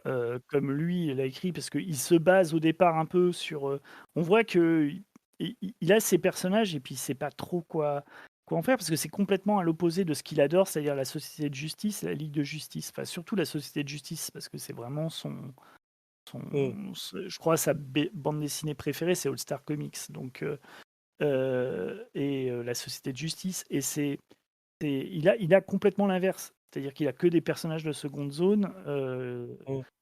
et les vedettes sont quasiment jamais là. Donc, il a pas le nombre de pages qui lui permet de faire, les grandes sagas que faisait Garner Fox dans la Société de Justice en un seul épisode. Et puis il faut qu'il trouve quelque chose, et il trouve cette manière d'amener, heu d'alterner constamment entre l'intime et Mmh. l'événementiel, et de Mmh. faire constamment des vagues comme ça, c'est du surf, quoi. Enfin, Mmh. il y a les vagues qui montent et qui redescendent, et ça se voit bien dans les X-Men, mais c'est pour ça que je parlais plus de l'influence de Neil Adams plutôt sur les X-Men. Je pense que l'influence est plus présente de Neil Adams.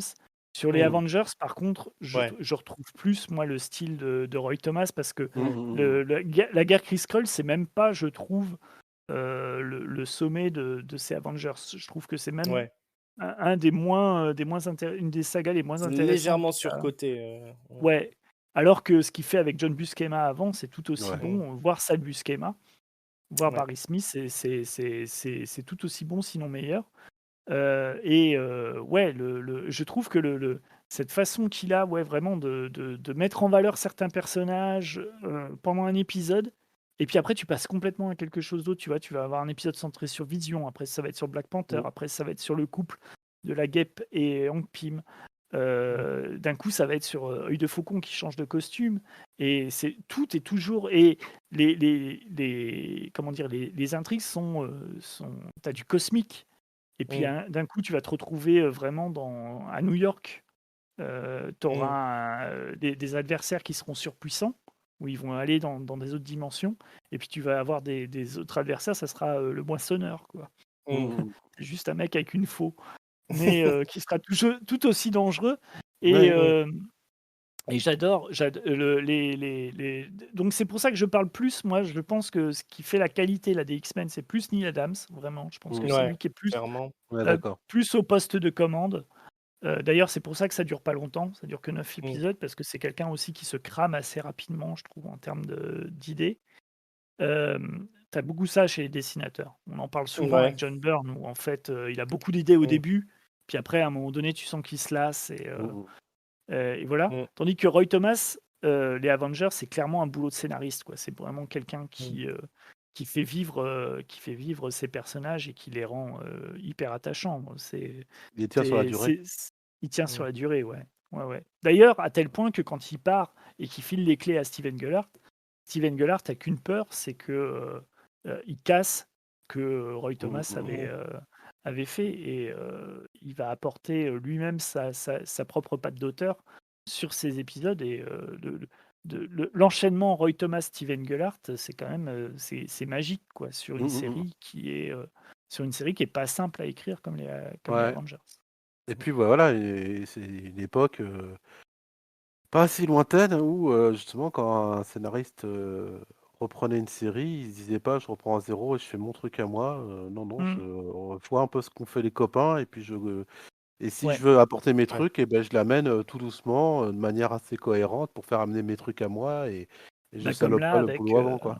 ouais, ouais, Mm. Bah, comme là comme là avec avec, les X-Men. Comme là avec avec les les X-Men, X-Men. ils prennent le pharaon vivant et ils prennent Alex Et Summers. ouais, C'est-à-dire Alex voilà, Summers, vraiment, qui ils le venait d'apparaître développent dans l'épisode avant. en Mm. avoc. Ouais, voilà, Voilà.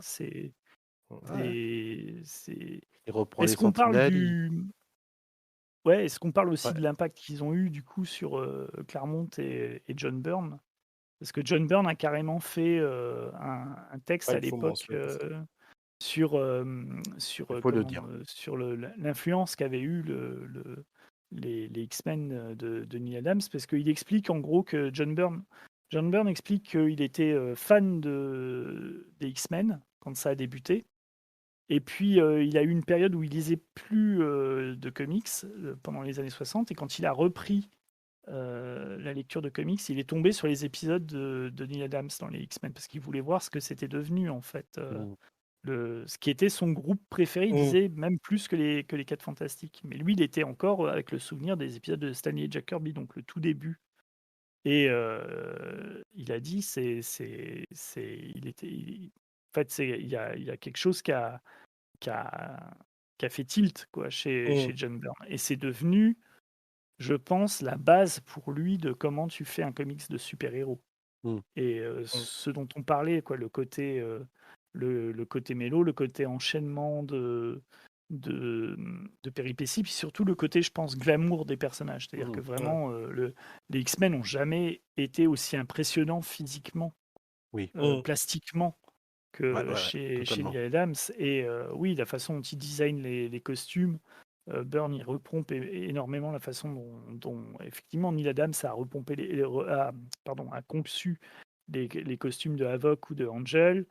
Voilà, il y a plein de choses qui sont reprises de cette époque-là, et pas seulement dans les X-Men de Claremont et Byrne, mais aussi dans Mm. d'autres séries de John Byrne. Je pense que ça l'a marqué même voilà, pour les Next Men, pour Mm. Alpha Flight, d'ailleurs à tel point qu'il va faire une série dans les années 2000 qui s'appelle X-Men Hidden Years, qui se situe juste après les épisodes de Neil Adams, et qui sont censés faire la jonction entre les épisodes de Neil Adams et la période des nouveaux X-Men qui démarre dans les années 75, Ouais. 76, avec la nouvelle équipe, avec Tornade, Colossus, Wolverine, voilà, tous Mm.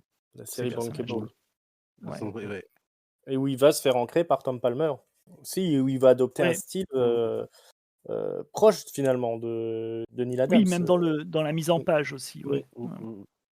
où il est Ah ouais, moins doué que Neil Adams Ouais. d'ailleurs pour utiliser ouais. cette mise en page, Mmh. mais j'aime bien quand même. Je trouve que c'est dans cette série-là qu'il réussit encore le mieux Mmh mh. Mais c'est vrai que c'est pas forcément son point fort, hein. Il est beaucoup plus fort quand il est plus dans du découpage classique, mais ouais, à l'intérieur mais à l'intérieur, il va créer, notamment dans ses ouais, décors, sur les décors, ils se retrouvent beaucoup les 2, hein. oui, C'est assez fort et sur les visages aussi. Mais c'est clair que, ouais, que Neil Adams, il ouais. a quelque chose, que Byrne n'a pas forcément à ce niveau, mais bon, ça, c'est pas grave, il a plein d'autres qualités. Mmh. Mais ouais, ouais, Je chez Ouais, sais pas Byrne, je Burn sais est pas si meilleur son c'est quand il fait pardon. je sais pas si son style se marie aussi bien avec Tom Palmer que, à l'époque Neil Adams, John Byrne. Ah moi j'aime bien. J'aime bien encore l'association des 2. Je trouve que justement c'est pas mal parce qu'en plus c'est l'époque où, il y a pas beaucoup Ouais, d'encreurs, je trouve mmh, qui il est assez correspondent mal à ce ancré à style. l'époque généralement, Ouais, hein, ouais, ouais et quand je il trouve sort que tout seul, il fait peur. c'est assez beau et du coup ça le force en plus à bosser un peu mieux ses crayonnés. Il y a peut-être Hem, de ça aussi. Mmh. mais par mmh contre ouais, mh. je suis d'accord que le découpage, je préfère quand il a son découpage à la Karl Barks où, Ouais, Mmh. Mmh. chaque case est vraiment, bien cloisonnée, mais chaque case te répond à une action. ouais, ouais, ouais. Il est meilleur quand il fait ça, John Byrne, mais je pense que Mmh. aussi c'est peut-être aussi, moi j'ai toujours Pour pensé en fait que cette mise en scène repompée chez Neil Adams, c'était, vraiment, c'est un côté un petit peu bâclé quoi. C'est Mmh mh. un côté mmh. où il s'est dit, voilà, ça va plus vite, parce que tu Ouais, fais des grandes et cases hommage et Mmh. tu, Ouais. voilà et parce que Tu sens que ça devient une astuce, en fait. mmh. ouais, quand il fait de la narration plus classique, il est obligé de penser vraiment, comment les personnages se posent les uns par rapport aux autres, varier les échelles de plans, bien utiliser les décors et tu vois, c'est quand dans Star Trek, dans ces Star Mmh. Trek, il reprend une mise en scène, une mise en page un peu plus, carrée, tu sens que c'est beaucoup plus bossé au niveau du Ouais. scénario aussi, Ouais, quoi. ouais, ouais, totalement. C'est Pour tout ça pour dire que l'ancrage de Tom Palmer sur, ces oui, X-Men là, il est aussi excellent, hein. C'est, Ouais. ouais, un jeune Tom Palmer. un jeune Tom Palmer, hein, qui est déjà, Ouais, au top, hein. Je crois d'ailleurs que c'est, un des encreurs préférés de Neil Adams, ouais, c'est un qui lui rend, le plus service quoi, hein, qui le met le plus en valeur, sur ses dessins. ouais. Il y a Il quand venait même de pas mal travailler avec d'expérimentation, hein, oui, dans le dessin de Neil Adams, hein. Pour l'époque, fallait suivre quand même quand tu étais un encreur, ça demandait un gros boulot quand même, ouais, puis que c'est sur bien d'autres séries. Mmh. ouais, pour une fois, on n'a pas eu un encreur, de chi à un moment donné, on n'a pas eu Vince Coletta, tu vois, sur un Ouais. épisode, Ouais. quoi. Mmh. Il est vraiment resté Ouais, sur les ouais. 9 épisodes Mmh. et puis, ouais, bah, Tom Palmer, il était tout jeune, il venait de faire les Doctor Strange de Gene Colan Ouais, ouais. et de son aveu, il a mieux bossé sur les Avengers avec Neil Adams que celui-ci. Alors bizarrement, moi, je Mmh. préfère le boulot sur les X-Men, mais Ouais. on lui fera confiance, hein, c'est lui le patron. Oui. C'est lui qui fait venir. C'est lui qui sait, mais ouais et puis Tom Mmh. Palmer après, ben, il est devenu, voilà Une un pilier référence. de chez une référence chez Marvel. C'est lui qui ancre Gene Colan sur tout Top of Mmh. Dracula. Il fait énormément sur Star Wars aussi parce que c'est lui qui arrive à homogénéiser un peu, tous les dessinateurs sur Star Wars, Mmh. chez Mmh mh. Marvel, et puis on le retrouvera nous, dans notre émission sur, Avengers Rassemblement qu'il Ouais. ancrera, John Buscema sur, Oh là, sa période, des Avengers. Ouais, ouais. très grande période aussi. Neil Adams, ensuite, il ira travailler sur Thor aussi, il fera 2 épisodes où Ouais, avec Stan Lee, où là, il va utiliser, un style Marvel, il ouais, explique, hein. Là, je et c'est vrai que quand on regarde les épisodes, on est loin de ce qu'il a fait là sur les X-Men avec un style qui est vraiment plus proche d'un Buscema, ouais, classico, quoi. ouais, comme dit, Jérôme, on est vraiment dans les années 70, Mmh. ouais, Là, il on a est une déjà volonté quand même on de est à faire évoluer l'avant-garde. le mmh. Ouais, Il a une volonté de faire évoluer le médium, ouais, Thor, il comics. l'a fait parce que Jack Kirby s'était barré donc Ouais. Ouais, ouais, ouais, il voulait bosser une fois avec Stan Lee, d'après ce qu'il disait. mmh, Ça Heu, suffit. voilà. Ouais, non, c'est un sacré personnage, Neil Adams, un sacré ego, ce qui finit par claquer la porte, hein, donc Mmh. quand il apprend que c'est pas Roy Thomas qui dialogue le dernier épisode et puis pareil sur les Avengers, il s'en va au milieu de la crise Skrull War, Ouais, juste avant je la fin, ouais. ouais, Ouais, ouais. je crois parce qu'on envoie le scénario à John Buscema pour faire un fill-in Ouais. et puis je Mmh. crois qu'il s'entend pas trop sur un scénario avec Roy Thomas. Ils étaient pas Ouais. d'accord sur ce que devait être le prochain épisode. Je crois que Mmh. l'épisode suivant, Neil Adams voulait que ça commence, en fait, dans le futur et Ouais. ça se passait dans une école et c'était, les écoliers qui écoutaient la fin de en fait, le professeur leur racontait la fin de la guerre Kree-Skrull. Donc Mmh. en fait, la suite de ce qu'on avait, mais en fait, ça devait pas être la fin. C'est, parce que, de ce que disait Neil Adams, je crois, il disait que la guerre Kree-Skrull, il avait prévu que ça dure, Ouais. vraiment genre 1 an et Ouais, ouais, il avait que, l'intention visiblement d'en faire un truc énorme, énormissime. ouais, qui mélangeait, en fait, toutes les intrigues des années 60 de Marvel, en fait, tout le côté Mmh. cosmique. Mmh.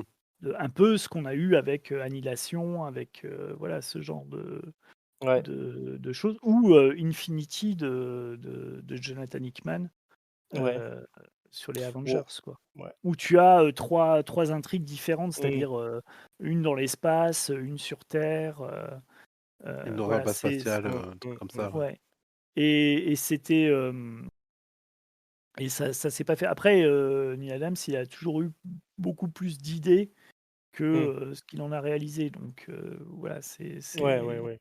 Sa carrière, elle est parsemée de, voilà, de claquages de porte et de projets inaboutis, quoi, quelque part, mmh et mais puis enfin, quand il d'après ce écrit qu'il tout dit, il seul, avait hein? ouais et quand Quand il il écrit tout seul, ouais, ouais, Ouais.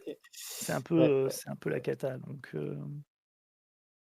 C'est un peu, ouais, c'est un peu une histoire récurrente chez les fans de comics, la fin de la crise Skrull War. Est-ce que ça aurait pu être autre chose? Est-ce que ça aurait pu mmh. être le premier Mmh mh, mmh. gros event, qui aurait Ah marqué bah, l'histoire? ouais, c'est moi je trouve ça hyper décevant à la fin, où tu as La Rick Jones fin, qui oui, fait la fin, apparaître Mmh mh, mmh. des mmh, super-héros des années 40, mmh, c'est pas comme ça que tu envisages le comment ouais, le grand final du le grand truc, final au Ouais. départ, mmh, ouais. mmh, mmh. Alors il Ouais, disait comme que la de machine Marvel était pas prête pour un gros blockbuster mmh, encore, Ouais. de je cette sais pas, manière, hein. Mmh. mmh. C'est Il aurait dû Starlin revenir arrivera à faire à dessiner peu près le pareil, ouais, ouais, Starlin, il fera Ah, mieux pour et je Colo, il pense le tient, ouais. que mmh, Adams, il aurait dû dessiner l'épisode de la fin de la Madone Céleste avec le mmh, mariage entre, ouais. Vision et Sorcière Rouge parce que c'est l'épisode le plus laid que Marvel a publié dans les années 70 et ça me fait toujours mal parce que c'est tellement bien la Madone Céleste et le scénario est tellement bien que Mmh. enfin je pense que Don Heck, il a dû dessiner ça en 2 jours quoi, les 40 pages du Giant Size, C'est quand heu, même triste, Mmh. hein. ouais et c'est un peu, ça fait un peu ça saigne ça fait un peu saigner des yeux quoi Un Ouais, peu, ouais. un peu tristouné, effectivement.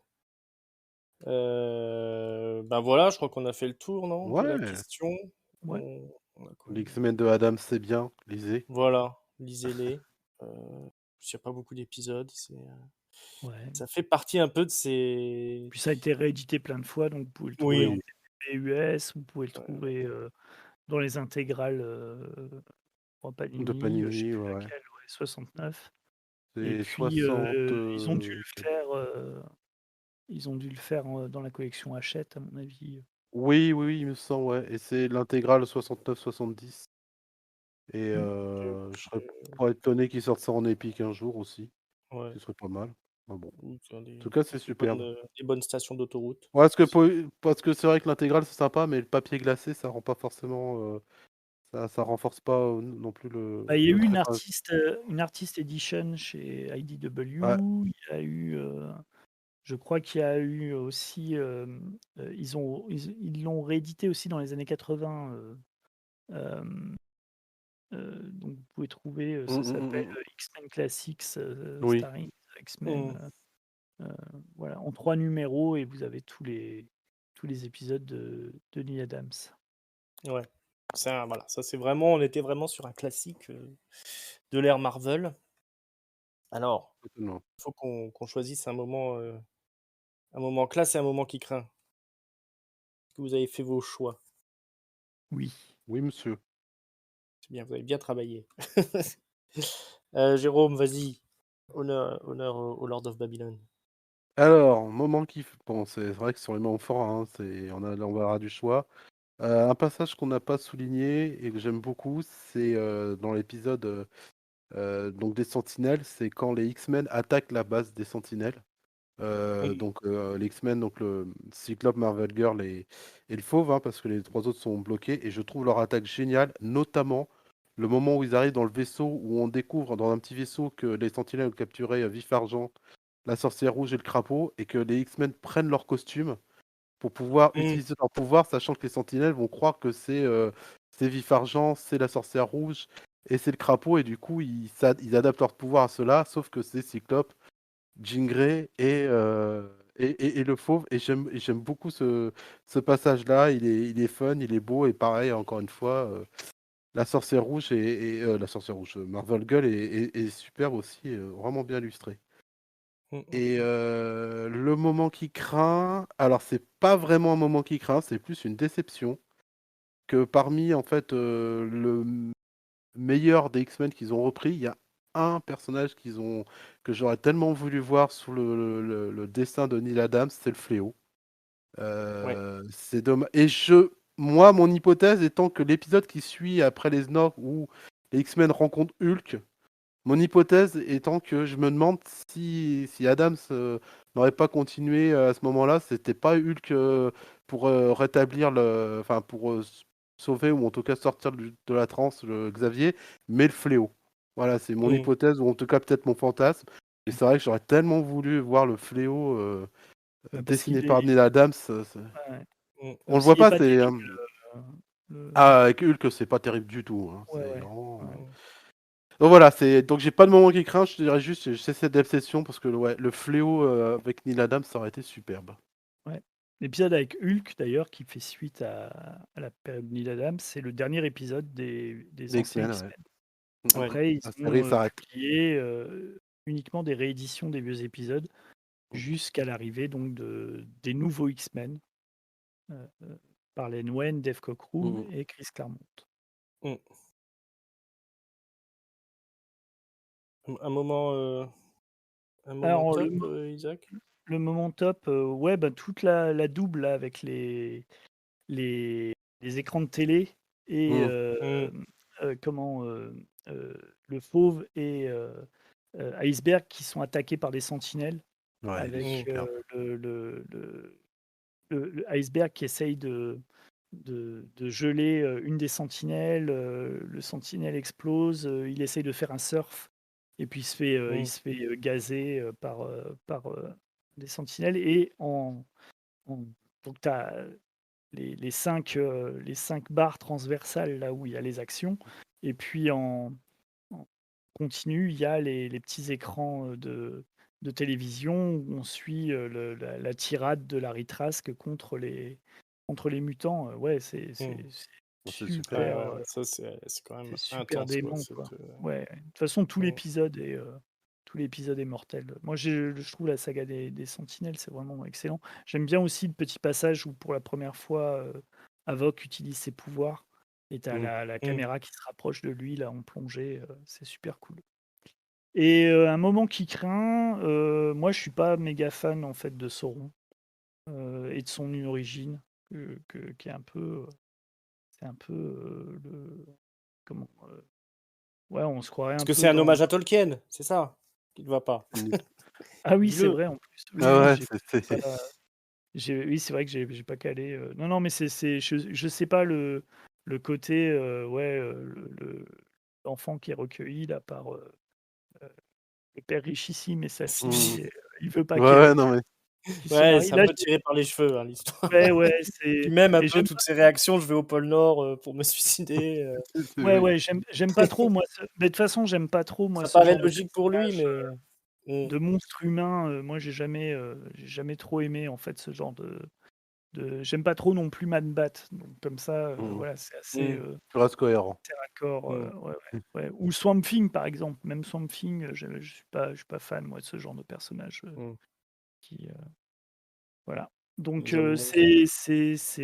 ouais, les hommes monstres, là, comme ça, je suis pas un gros fanat de ce genre d'archétype.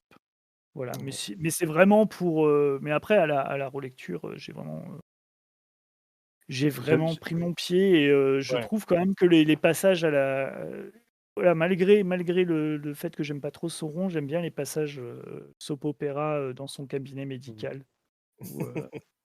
où et elle puis il y a part en cette claquant la porte, sa copine part Ouais. ouais. en claquant la porte parce que son père refuse Mmh. qu'elle se marie avec, Karl Lycos, donc avec Mmh. l'identité secrète de Sauron et que, Karl Lycos ne veut pas, se marier avec elle parce qu'il trouve qu'il a pas encore assez d'argent et tout, c'est n'importe Ouais. quoi, mais C'est c'est tellement bien dessiné que voilà, tu J'a marches. j'a j'adore la planche où, c'est la double planche de Sauron avec les ailes, déployées et tu vois les cases Oui, à l'intérieur des ailes. ah oui, ça c'est Je mortel. trouve ça Ouais. superbe. Ça m'a fait alors pour le coup, j'avais jamais tilté, heu, ça m'a en fait, quand j'ai relu, je me suis dit: «Mais je comprends pourquoi j'aime aussi le dessin de, G.H. Williams 3».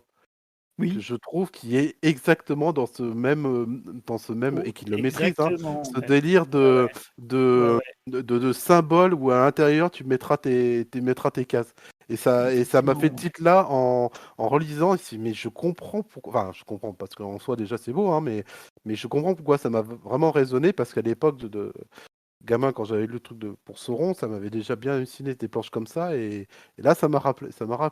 Ouais, Ah ouais, tu ouais. as ça, notamment je crois dans une double page, qui concerne les épisodes de Batman écrits par Grant Morrison avec le Club des Ouais. héros. C'est exactement à ça Ouais, que je ouais. pensais Ouais, ouais, tout et à peut-être fait. Ouais, ouais. les débuts de Batwoman aussi peut-être, mais surtout je pensais Oui, à ceux de Batman et de Grant ouais, tout à Morrison, fait. ouais. Ouais. Heu, Moi, qu'est-ce que je peux dire? Parce que moi, mon moment top, c'était aussi l'attaque des Sentinelles avec les émissions de télé, et cetera. Alors je vais partir, il y a 2 autres trucs que je kiffe aussi, c'est la révélation de Magneto, Ouais. quand on voit son casque avec, ce que c'est le costume qui fait l'homme, la réplique qui tue là et le professeur Xavier qui efface la la fatigue, de l'esprit des Ah X-Men oui. quand il revient. Ah c'est vrai. J'efface la fatigue, maintenant on va s'entraîner.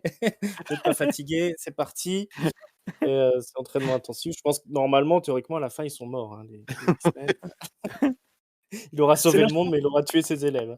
c'est vachement bien ça aussi la double page où, Xavier, appelle les esprits de tous les humains Mmh. et à chaque fois tu as la même case où tu vois, où ils font, les chevaliers du zodiaque là, où ils unissent leur Mmh. cosmos Ah ça j'adore. pour, Ah ça heu, j'adore. pour tirer pour que Cyclope tire un rayon, super puissant. Alors il y a il Mmh. y a il y a l'énergie de Havok, il y a, Ouais.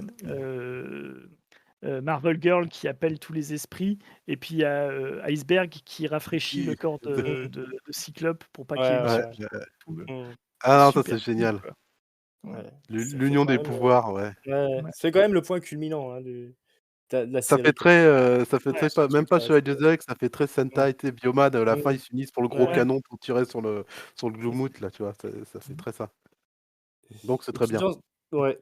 Et dans ce qui craint, j'ai outre Khazar, qui est quand même bien craignos. C'est vrai.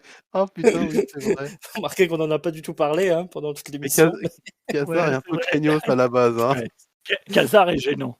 Ouais, il est gênant. En plus, Gênant, voilà. ouais, il fait C'est l'ami que tu as pas envie il est d'inviter chez violent, toi il et est c'est le pote un peu bourré que tu sais pas mmh, comment faire dégager de je chez sais pas toi. comment gérer. Il casse un peu tout. Ouais. Ou le le la mutante là que crée Magneto, à la fin, je crois qu'elle s'appelle Lorelai Lorelai, ou quelque ouais. chose comme ça, qui fait des bruits bizarres, pour hypnotiser, Ils je trouve hypnotisent que les mecs. que les Oui, mecs, ouais. Ouais, parce que on se Marvel demande Girl, ouais, Mmh. ouais, C'est pas vraiment un pouvoir ça, hein. ouais. Voilà, c'est les 2 moments qui craignent un petit peu, je trouve, dans la série. Après c'est relatif, hein, il y a quand même des beaux moments avec Khazar qui pète la gueule de tout le monde, là où notamment il enfonce l'instrument de musique dans la bouche du fifrelin qui fait pas Piper, du Piper. ouais. Je trouve que c'était hyper violent ça. C'est Ouais, pour ça bah, qu'ils l'ont d'autant pas qu'il y a pas de passé. dialogue. Ouais, Ouais, il y a ouais. pas de dialogue, ouais. C'est juste il lui défonce la gueule. Ouais, ouais. Roy Thomas, Ne c'était chaud. c'est- c'est pas un mélomane. Ouais, d'ailleurs, Neil Adams, il dit que c'est là où il a vu que Roy Thomas était un super, justement, super scénariste et Mmh. il savait laisser le dessin s'exprimer plutôt que de Mmh. rajouter des Mmh mh. dialogues assez bêtes. Ouais. Parce que quand Khazar parle, c'est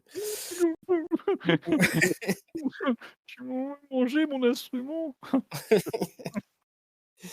Heu, C'est pas bah, ce qui est voilà. devenu cet instrument d'ailleurs après. Mmh. Mmh. Bah, il a dû Heu, ressortir, hein, d'une manière ou d'une autre. Ouais, quelque à un part. moment, Mmh. faut bien, hein. Heu, Et surtout les frères, mmh. Voilà, voilà, bah, on a fait le tour des enfants. Ah ouais, On pourrait en parler encore des heures, hein, de ces quelques épisodes mythiques. c'est clair. Je vous rappelle qu'on est sur toutes les bonnes plateformes de podcast. Vous pouvez nous trouver sur YouTube. Si vous nous découvrez pour la première fois, n'hésitez pas à vous abonner, c'est gratuit. Vous pouvez mettre un like, un pouce vers le haut, un commentaire, hein, dites-nous Mmh. ce que vous pensez de l'émission, donnez-nous des conseils, qu'est-ce que vous voulez qu'on analyse, etc. Et puis n'hésitez pas à cocher la petite cloche qui vous permet d'être averti dès qu'un épisode est sorti, hein. Et il y en a beaucoup. On a en ligne, par exemple, notre série sur les Avengers des années 80. Et puis, notre dernier épisode était sur Namor, c'est ça? Et on avait peut-être fait d'autres trucs aussi. Sur Bon, en John tout cas, tout Byrne, ça, hein? sur John Byrne, c'était Namor et sur Ouais, Avengers, c'était Hawkeye, Hawkeye. la Mmh, mini-série. Ouais. voilà, donc vous pouvez retrouver tout ça. Notre émission aussi sur les Ultimates volume 2 et Civil War, hein, qui est en ligne. C'est nos émissions les plus récentes, mais toutes les archives sont dispo. C'est gratos. Gratos. Mon bon Jérôme, merci beaucoup d'être venu. Merci. Isaac de même. Bah, merci, puis merci à Jérôme d'avoir choisi parce que c'est lui qui C'est avait vrai. décidé de prendre les Mmh. X-Men de Neil Adams pour faire un petit hommage justement Oui, à Neil Neil Adams. Adams C'est le qui premier. qui J'avoue, c'est disparaît le. longtemps. Ouais. J'avoue, c'est le premier titre qui m'est venu à l'esprit quand ce grand monsieur est mort. C'est parce que je crois que c'est peut-être ma. En y repensant, je pense que ça a été mon premier contact avec Neil Adams. C'était ces épisodes-là. Ouais. C'est vrai, ça restera gravé dans nos mémoires, Ça je crois, reste. Ah, totalement. jusqu'au bout. Totalement. Voilà. Bah, on espère que ça vous a plu à écouter autant que nous à enregistrer. Et puis, bah, on se retrouve très bientôt pour de nouvelles aventures, hein, dans le monde merveilleux des comics. Ciao, bye bye les amis. Ciao, Ciao. ciao.